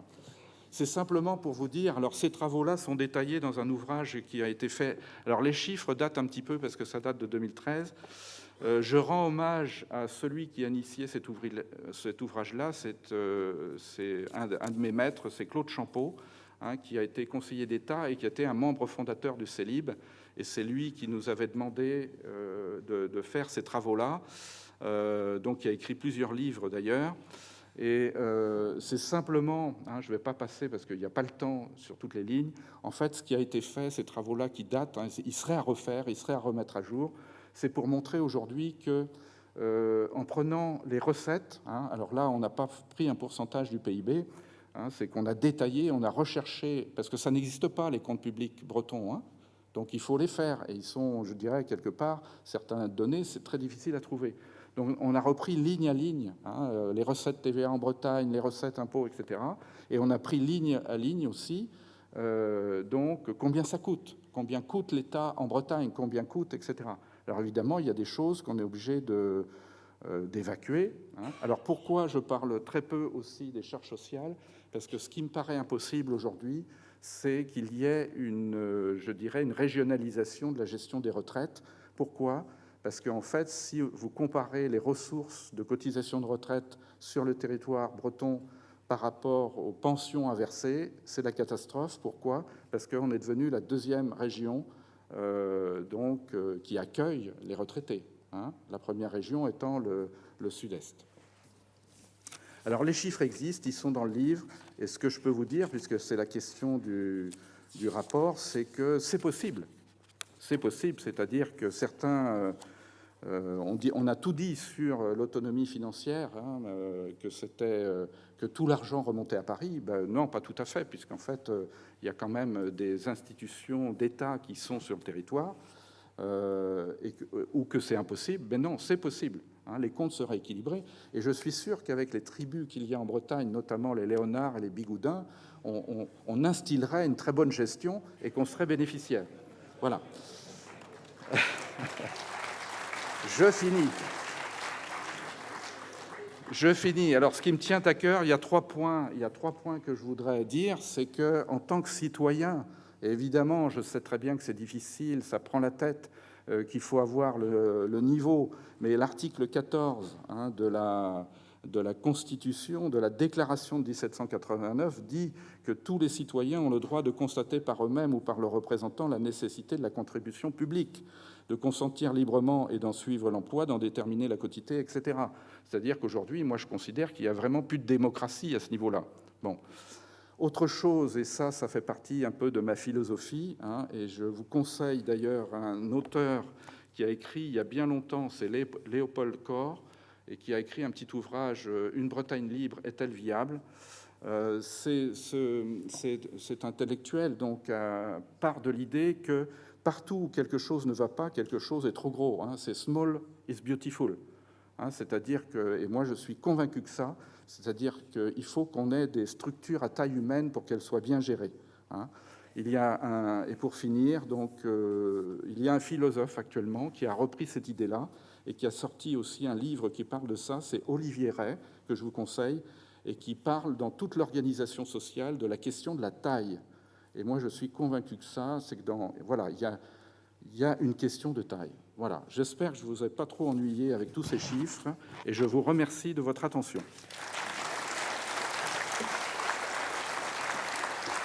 Merci Yvonne pour nous avoir montré l'esthétique des feuilles de compte. Voilà, je vous rappelle qu'on pourra poser des questions dans quelques instants, mais tout d'abord, on va accueillir Michel Feltin-Palas, que vous connaissez sans doute. Il est rédacteur en chef à l'Express, auteur, conférencier, amoureux de la diversité culturelle, auteur de nombreux ouvrages dont l'excellent Sauvons les langues régionales chez Héliopold et de très nombreux articles. Et il a l'occasion de pratiquer sa passion pour les cultures régionales en devenant le rédacteur en chef chargé des suppléments régionaux à l'Express avec sa lettre d'information hebdomadaire que je vous conseille, Sur le bout des langues. Et il va nous parler bien sûr de la défense des langues minorisées. Michel Feltin-Palas, c'est à vous. Merci. Bonjour à tous, merci d'accueillir un affreux parisien comme moi dans cette terre bretonne. J'espère aussi que je ne vais pas me faire lyncher d'ici à la sortie.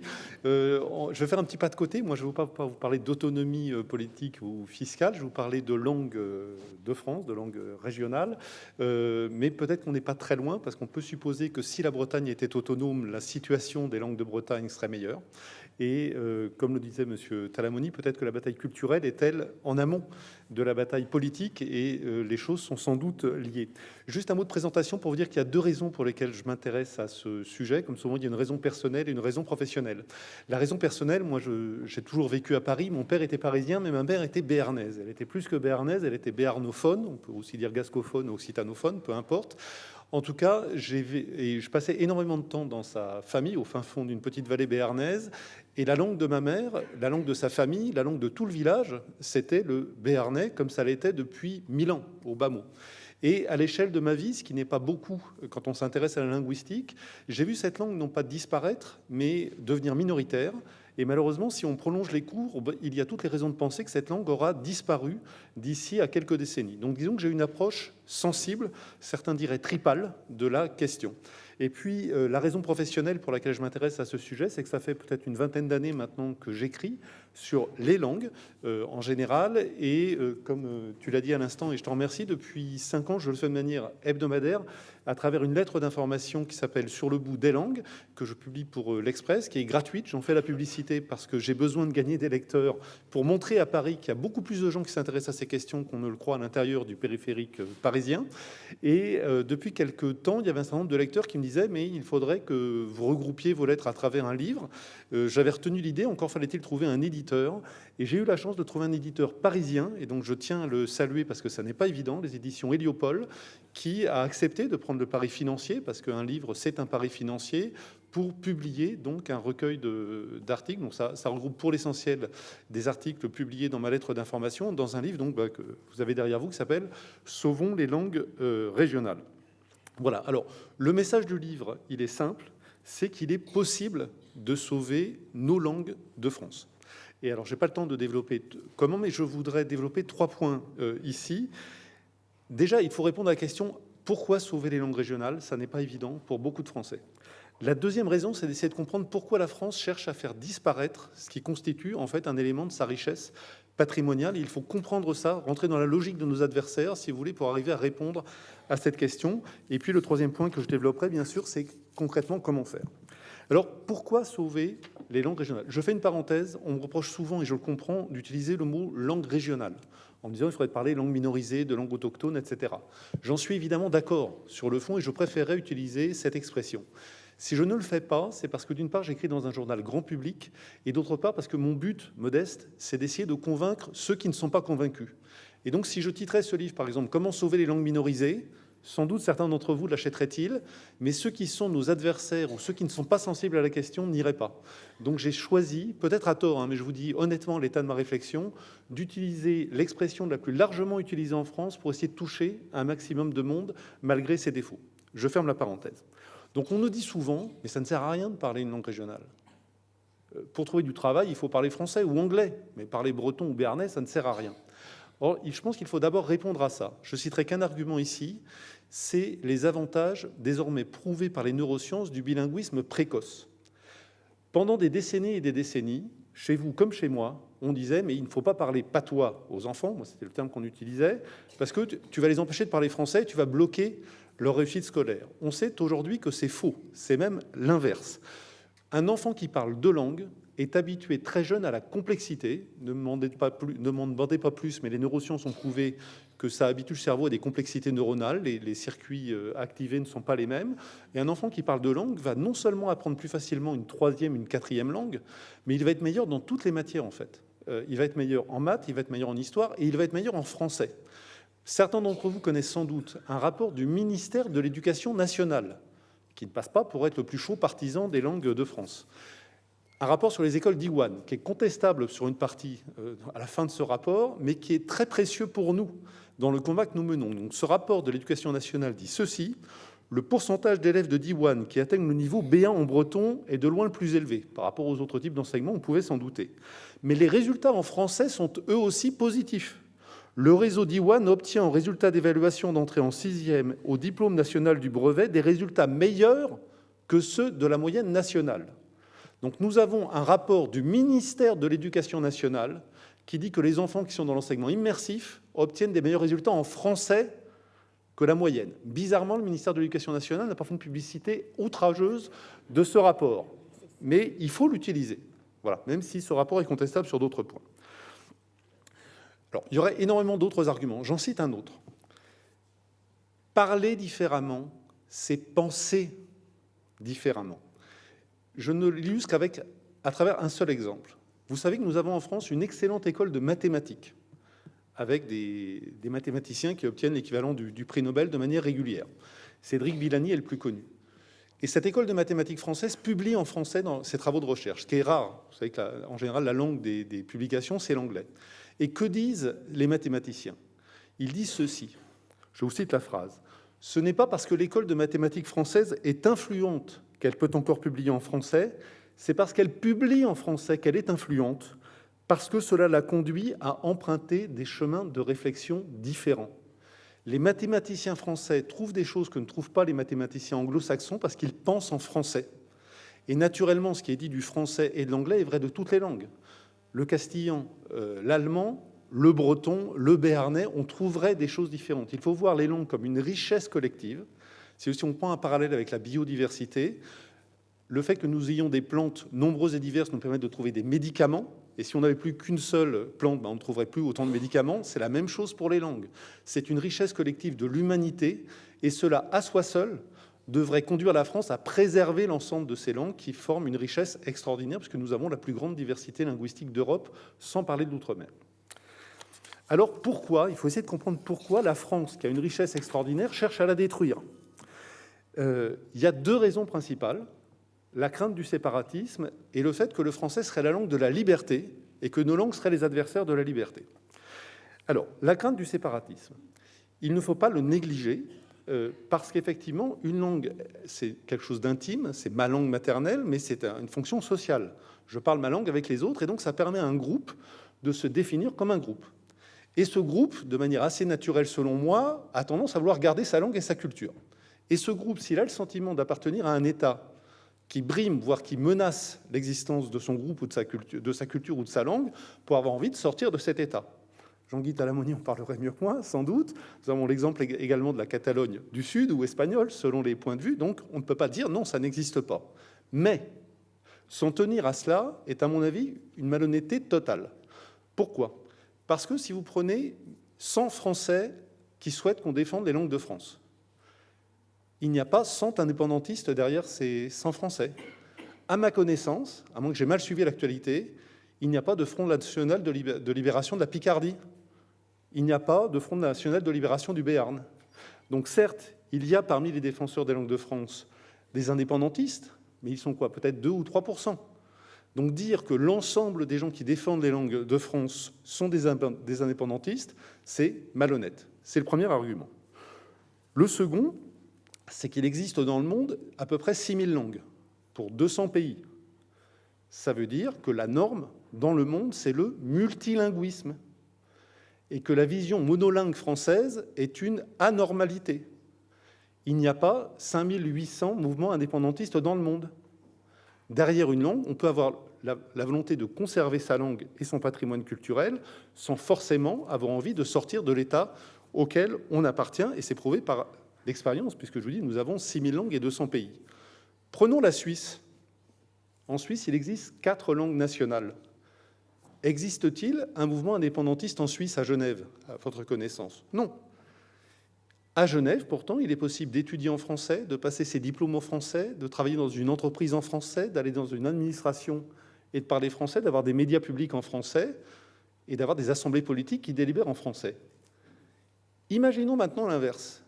Et imaginons tout d'un coup que le pouvoir fédéral suisse impose à Genève l'allemand, en disant en Suisse, la langue majoritaire, c'est le suisse alémanique.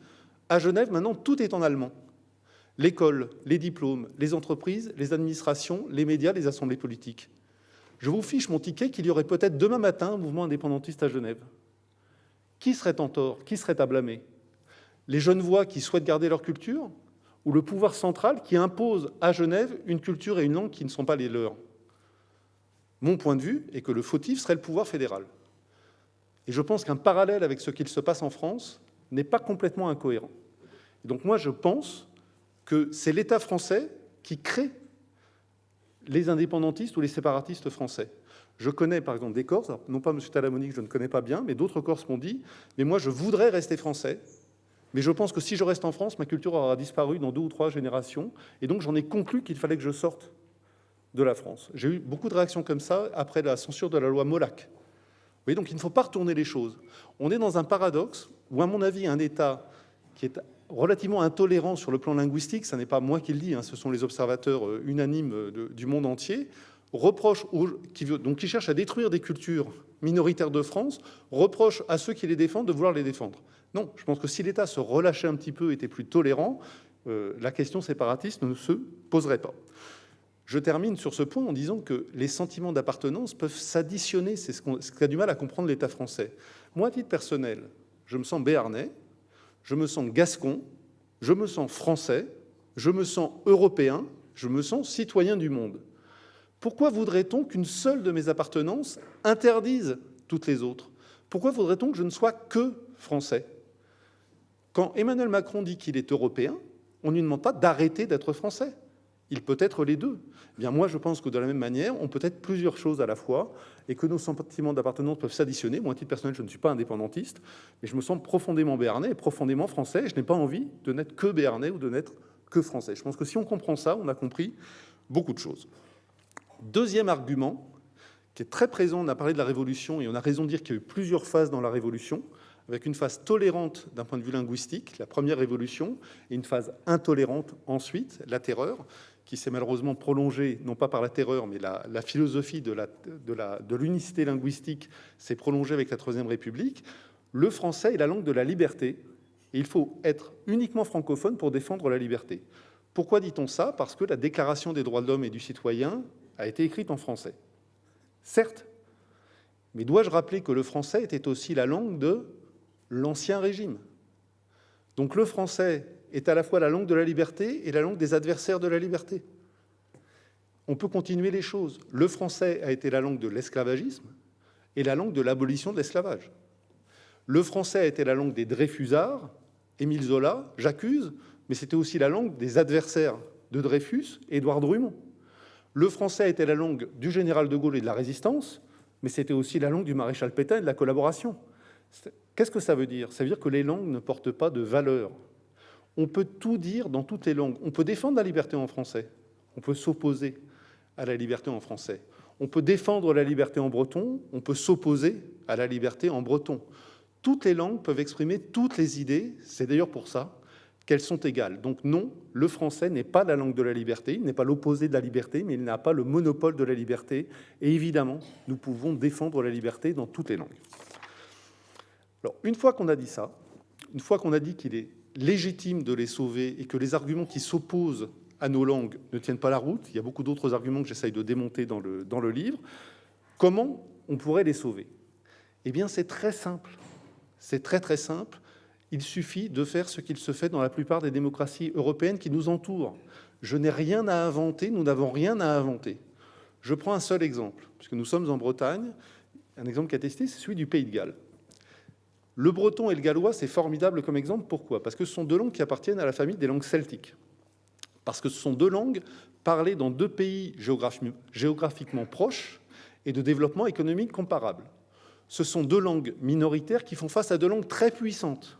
Le français chez nous, l'anglais au Royaume-Uni, et ce sont des langues qui comptaient à peu près le même nombre de locuteurs il y a 40 ans, 500 000. Qu'observe-t-on aujourd'hui? 500 000 locuteurs dans les années 80, 200 000 environ aujourd'hui. 500 000 locuteurs du gallois dans les années 80, 650 000 aujourd'hui. Ceux qui m'expliquent que nos langues sont condamnées par la modernité, je leur souhaite bon courage pour m'expliquer pourquoi le gallois est adapté à la modernité et pas le breton. Quelle est la différence? C'est que nous sommes dans un pays où la politique linguistique est très défavorable aux langues minoritaires, alors qu'elle est très favorable au Royaume-Uni en faveur du gallois. Et donc, il suffirait de faire comme au Pays de Galles. Au Pays de Galles, l'enseignement du gallois est obligatoire pour tous les enfants jusqu'à 16 ans dans quasiment toutes les écoles. Enseignement du gallois obligatoire jusqu'à 16 ans. En Bretagne, l'enseignement du breton ou du gallo ne sont pas obligatoires dans toutes les écoles jusqu'à 16 ans. Au Pays de Galles, depuis 40 à 50 ans, il y a une radio publique et une télévision publique financées sur fonds publics intégralement en gallois. France 3 Bretagne, France Bleu Brésil, je crois que ça s'appelle ici, à ma connaissance, ne sont pas diffusées intégralement en breton, financées par fonds publics depuis 40 à 50 ans. Des mesures comme celle-là, je peux vous en faire une dizaine, mais comme le temps est limité, voilà, je vais m'arrêter là. On pourrait prendre l'exemple du Québec, l'exemple de la Suisse, etc. Donc on sait comment préserver des langues minoritaires, il suffit de faire comme nos voisins européens comparables, que la France le fasse. Je termine donc en disant qu'il est important, qu'il serait sain, que la France comprenne la différence entre langue commune et langue unique. Le français langue commune, à titre personnel, ne me pose aucun problème. Le français langue unique est une catastrophe. qui nous mènera un jour à l'anglais, langue unique de l'Europe et de la planète.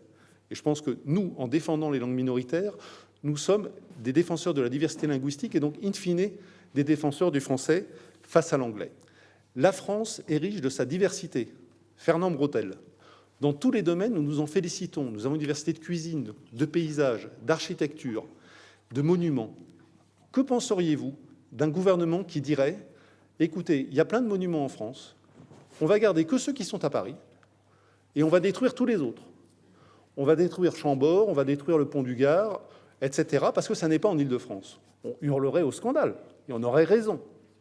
Eh bien, c'est ce qu'on fait sur le plan linguistique. Nous disons en France, il y a plein de langues, on va garder que celle de Paris et on va détruire toutes les autres. C'est tout aussi absurde. Et moi, je vous le dis, en défendant le patrimoine linguistique du pays, en défendant les langues minoritaires de France, je me sens beaucoup plus patriote que ceux qui détruisent le patrimoine linguistique de France. En défendant le breton, vous ne défendez pas seulement le breton, vous défendez le patrimoine de toute la France, vous défendez le patrimoine culturel de l'humanité, soutenu par l'UNESCO. C'est donc un combat aussi juste que légitime et qui rejoint les vrais intérêts nationaux du pays, à mon avis. Nous sommes les vrais patriotes et ceux qui détruisent nos langues sont des adversaires du patrimoine de la France. Je vous remercie et pardon d'avoir été un tout petit peu long.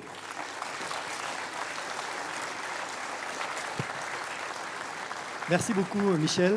Alors, on reste ensemble pour une trentaine de minutes. Donc, vous pouvez poser des questions dans la salle. Il y a des personnes qui vont passer avec des micros. Et ensuite, on a une pause café, vous inquiétez pas. Mais pour l'instant, donc, vous pouvez poser vos questions. Si vous levez le bras, on va vous passer un micro et vous pouvez poser une des questions à l'un ou l'autre de nos intervenants. Je vous rappelle, Lalande Cloarec, Yves Le Bailly, Yves Brun et Michel Feltin-Palace.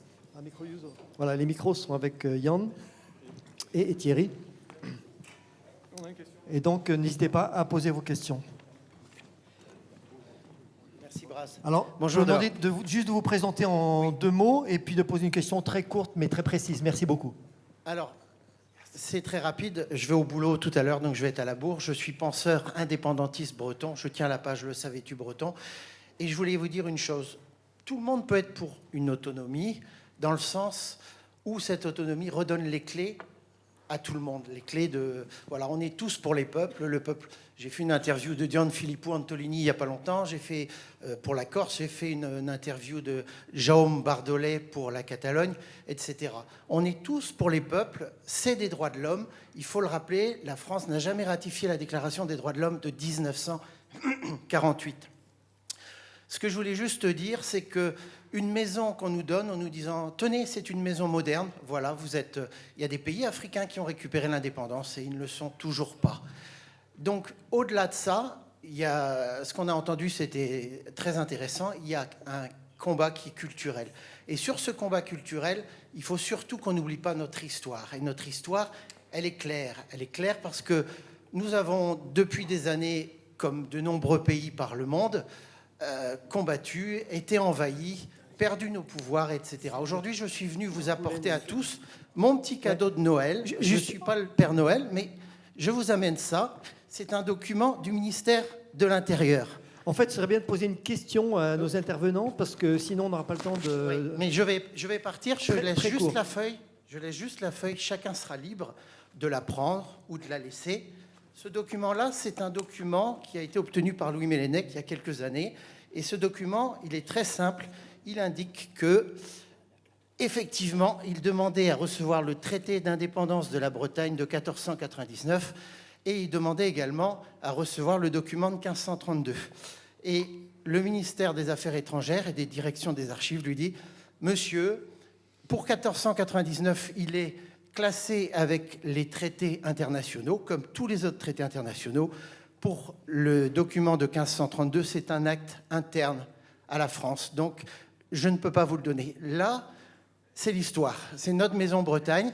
Je vous le laisse ici et je laisse à chacun le libre choix, le libre arbitre de le lire, de ne pas le lire. Mais voilà, c'est un document d'importance. Et c'est tout ce que j'avais à vous dire. Je vous remercie. On va passer aux questions. Voilà, on a une question ici.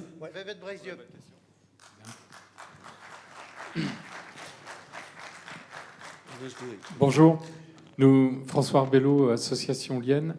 Nous réfléchissons ensemble sur ce que pourrait être le projet d'autonomie pour la Bretagne. Et évidemment, une telle évolution va nécessiter une forte mobilisation populaire au niveau de la Bretagne. Elle ne peut pas se faire que par le biais de quelques personnes, aussi légitimes et élues soient-elles. Et je voudrais juste rappeler qu'aux élections régionales, nous avons eu 65% d'abstention. C'est-à-dire on a réellement un décrochage démocratique en Bretagne et ailleurs. Une grande partie de la population ne s'intéresse plus à ces questions-là.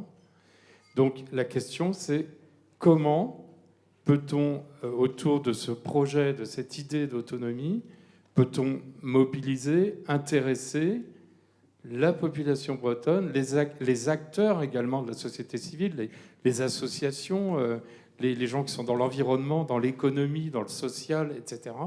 Comment, disons, créer un vaste consensus autour de cette idée? Est-ce que quelqu'un veut répondre à la question? Oui, Yves. Oui, Yves Labailly va répondre à la question. Oui. Bon, François, tu connais mes propos, mais bon, ça fait rien, je vais répondre à ta question. Je l'ai dit, l'autonomie, c'est par rapport aux problématiques actuelles, mais c'est surtout, pour moi, les problématiques à venir qui vont être fondamentales et qui impliquent nécessairement l'autonomie. Si nous n'avons pas cette autonomie, notre région disparaîtra dans l'uniformité nationale et mondiale. Bon. Donc comment rallier la population à ces véritables enjeux, ceux qui la concernent? Je vais prendre les noms: le logement, l'énergie. On voit aujourd'hui ce que la crise de l'énergie, enfin les spéculations énergétiques ont comme effet sur les ménages. Et c'est bien là que se trouve posée la question d'une forme d'autodétermination, d'autogestion, de ce qui constitue le socle de notre vie quotidienne. S'alimenter, se chauffer, s'éclairer, avoir ces biens élémentaires que sont l'eau et l'air. Et ça ne peut passer que par, je l'ai dit, une fonction politique complètement renouvelée. La fonction représentative, enfin la démarche représentative avoue ses limites. Et je dirais que même c'est terrible, je vais faire une pique, mais l'absence aujourd'hui de nos représentants élus est un non-sens. Elle est puérile.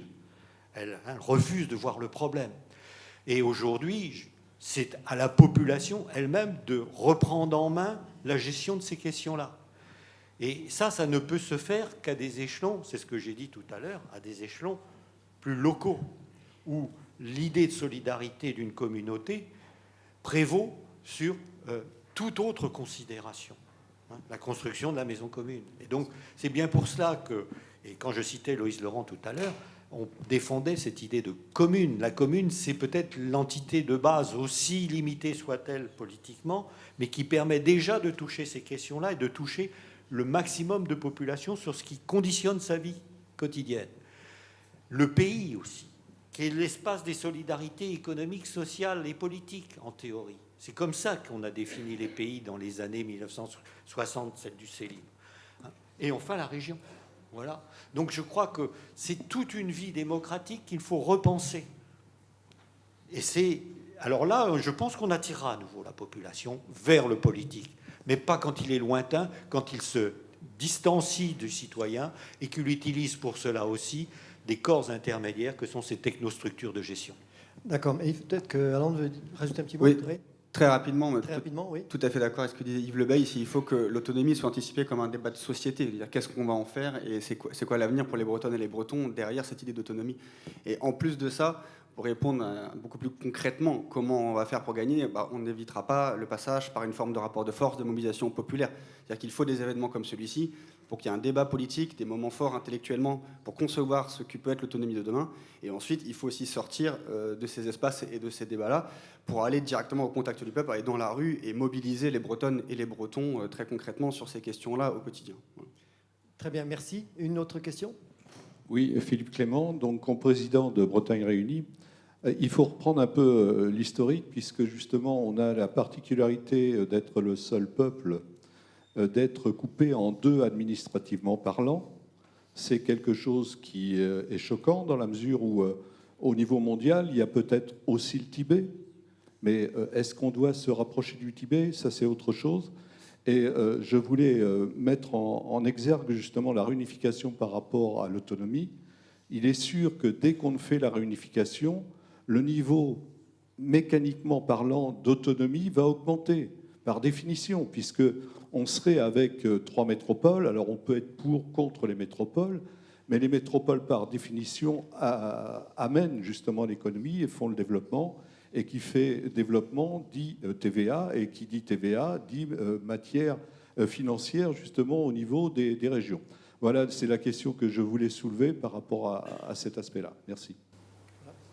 Qui veut répondre? Je pense que la réponse va être... Bon, Philippe, je crois que tu fais quelques erreurs. Le fractionnement d'une société, c'est une technique de géopolitique. Notre maître Michel Fliponneau nous l'apprenait. Quand on veut affaiblir un peuple, on divise son État. Et on n'est pas les seuls sur Terre, malheureusement, à supporter ça. L'Irlande en étant peut-être l'exemple le plus symbolique. Mais par contre, effectivement... Comment? Oui, mais n'empêche, c'est le même résultat. Mais par contre, il est clair que la réunification peut redonner un élan, effectivement, à cette idée d'autonomie sur la région, indubitablement. Je ne partagerai pas la lecture que tu fais du modèle métropolitain, j'ai assez écrit là-dessus, mais il n'empêche, la réunification est une nécessité qui va de pair avec l'autonomie, pour moi, en tout cas. Je ne sais pas, d'autres veulent... Alors, n'hésitez pas à poser vos questions, je crois qu'il y a... À Montréal. Oui. Gérard Gwen, j'ai une question pour Yves Le Bailly. Tout à l'heure, dans son exposé sur les énergies, il a évoqué l'autonomie énergétique du Monnais, du pays du Monnais. Je me pose beaucoup de questions sur l'autonomie énergétique du Monnais, parce que, à moins que je me trompe, elle est à base de méthaniseurs. Voilà. Alors le méthaniseur, on va parler d'effet de serre, on va bonjour la cata. Les résidus de l'agriculture industrielle, ben voilà, Lula a gagné les élections au Brésil. J'espère que ça va ralentir la déforestation. Alors, est-ce qu'il peut m'en dire un petit peu plus de sa vision de l'autonomie énergétique? Oui, alors je sais que l'exemple du Monnais est contesté, qu'il fonctionne effectivement avec des méthaniseurs, mais pas uniquement. Il y a de l'éolien, il y a du bois, il y a du solaire, etc. Mais la méthanisation peut être raisonnée. Là où est le problème sur la méthanisation, c'est dans sa dérive. Encore une fois, la même dérive technicienne et économiste qui veut que les unités soient énormes. Et quand elles sont énormes, il faut les alimenter. Et on en va jusqu'à produire des végétaux que pour alimenter. Ça, d'accord, ça, il n'en faut pas. Mais aujourd'hui, on est sur des générations de petits méthaniseurs aussi, qui peuvent être placés dans des quartiers qui ont la taille d'un conteneur. L'université de Rennes 1 travaille là-dessus. Donc, ce qui est, de toute manière, ce n'est pas un modèle unique de production qui va répondre aux besoins, c'est un bouquet énergétique. Et nous avons en Bretagne des sources d'énergie qui sont totalement inutilisées. Le bois, la première des grandes filières d'énergie, qu'on a sur tous nos territoires, qui restent pourrir parce qu'il n'y a plus de filière de production de bois. C'est la micro-hydraulique. Je sais là aussi qu'elle rencontre l'opposition des écologistes et notamment des pêcheurs. Et on en parlait hier soir parce que c'est quand même dramatique de voir que toute cette eau qui court pourrait être source d'énergie sans perturber la continuité hydrique d'un cours d'eau. En mettant des centrales au fil de l'eau. C'est tout le contraire des politiques énergétiques qui ont prévalu et qui prévalent encore, celles de grands machins menés par des multinationales et qui font fonctionner des systèmes bancaires. Or, produire de l'énergie, quand on va dans les pays du nord de l'Europe, eh bien, chaque ferme a sa microcentrale au fil de l'eau. Et c'est considéré comme normal. Elle ne pollue pas. Bon, c'est un exemple, mais pourquoi ne peut-on pas faire cela? Moi, je vais prendre un exemple. Dans la commune où j'habite, nous avions un maire écologiste bien connu et qui a retapé le moulin, le vieux moulin, pour en faire une salle communale. Et pour que ça ait du cachet, il a bien sûr refait sa roue à aube. Sa roue à aube tournait à vide. Et dans le même temps, il revendiquait une éolienne parce que pour lui, l'énergie verte n'est qu'éolienne. dans un lieu où il était impossible de mettre une éolienne. Donc résultat, il n'a pas eu d'éolienne. Il nous a fait une salle de sport avec panneaux solaires, très belle, très coûteuse, mais qui est dans un endroit de la commune qui n'alimente pas les panneaux solaires. Bon. Donc, mais tout ça, ça s'est fait sans débat dans la vie communale. Et c'est bien là qu'est le problème. Le problème, et j'en discutais même avec des gens de partis qui sont considérés comme nationaux, mais qui ont travaillé au niveau du Braise, eh bien, la question énergétique passe d'abord par le débat avec les populations. Parce que tôt ou tard, il y a des contraintes quand on produit une énergie. Il faut que l'intérêt du besoin énergétique supplée les externalités négatives qu'il génère. Et il y a un choix à faire. Il faut que ce choix soit le plus petit possible. Donc, oui, l'exemple n'est pas parfait pour répondre, mais c'est une tentative. Et moi, je dis qu'il y a beaucoup de choses qu'on pourrait faire. Les Baléares, par exemple, imposent qu'au-dessus de 300 mètres carrés de toiture, ou 200, je ne sais plus exactement, il y ait couverture en panneaux solaires, par exemple. On pourrait tout à fait avoir la même chose chez nous. Voilà. On va être obligé de raccourcir. Une dernière question. On ne va pas pouvoir véritablement faire de pause avant de reprendre la deuxième partie. Donc, s'il y en a qui ont envie de sortir quelques instants, ils le peuvent. On prend une dernière question. Une remarque. Très donc, vite, oui, une remarque. Une remarque. Pour moi, c'est des réunions. Cette réunion est une grand-messe de plus. Beaucoup de théories. On avait les 5 points de l'appel de Carhaix. Et les partis français présents en Bretagne et qui font des voix en Bretagne travaillent pour les Bretons. Ils parlent des transports en Bretagne. Ils parlent de la PAC en Bretagne. Est-ce que les Bretons vont choisir entre le foin et le maïs? Est-ce qu'ils vont doubler la voie Quimper-Landerneau ou bien se contenter de dire encore les militants bretons, nous sommes peut-être une vingtaine qui se réclament de cette mouvance, sont dans un domaine c'est presque un ghetto. Et pendant ce temps-là, on ne parle pas de la santé mentale des Bretons. On ne parle pas de la PAC en Bretagne. Comment on la répartit? Est-ce que c'est par hectare? Est-ce que c'est par travailleur? Et ainsi de suite. Donc il est grand temps qu'on s'occupe de la vie quotidienne des Bretons. Aller sur le territoire des partis français qui font des voix en Bretagne. Et même le Front National et le parti Reconquête font des voix en Bretagne en parlant des problèmes des Bretons, les problèmes de la vie quotidienne. Par contre, je salue quand même la qualité des intervenants. C'était impressionnant ce que j'ai appris ce matin, mais comme je suis militant breton, je connais en partie cela déjà. Mais il faut aller vers la vie quotidienne des Bretons, la santé mentale des Bretons. En Bretagne, on a peut-être de l'activité qui marche bien, mais on a le taux de suicide le plus élevé. Ça pose des questions. Ouais, on va laisser Alain répondre. Merci. J'attends pas la réponse ici. Alors, j'en profite pour dire qu'on va reprendre la deuxième partie assez vite. Vous pouvez quand même sortir quelques instants et rentrer dans la salle sans problème, bien sûr. Mais on va enchaîner pour ne pas déborder sur votre journée, qui va être très riche aujourd'hui. Je pense que Alain voulait répondre très vite à ton intervention. Oui, juste pour dire très simplement qu'il ne faut pas dire que les mouvements bretons ne parlent pas de ces questions-là quotidiennes. Mais là, le rendez-vous d'aujourd'hui, c'est qu'une première étape. Et il y en aura beaucoup d'autres. Il y aura une mobilisation dans les mois à venir, dans les années à venir, sur l'idée de l'autonomie. Et ce débat-là, bien sûr, sur les questions quotidiennes, il est central, il est déjà posé dès aujourd'hui et il continuera à être posé pour demain. Merci Brasdor. Trugarka daran arrez obedo tout la cause à Bercy Brasdor. Manvant da hat krégé gant an eiloden à ben dustu. Donc je vous remercie. Merci beaucoup pour vos différentes interventions. Je crois qu'elles ont été très appréciées.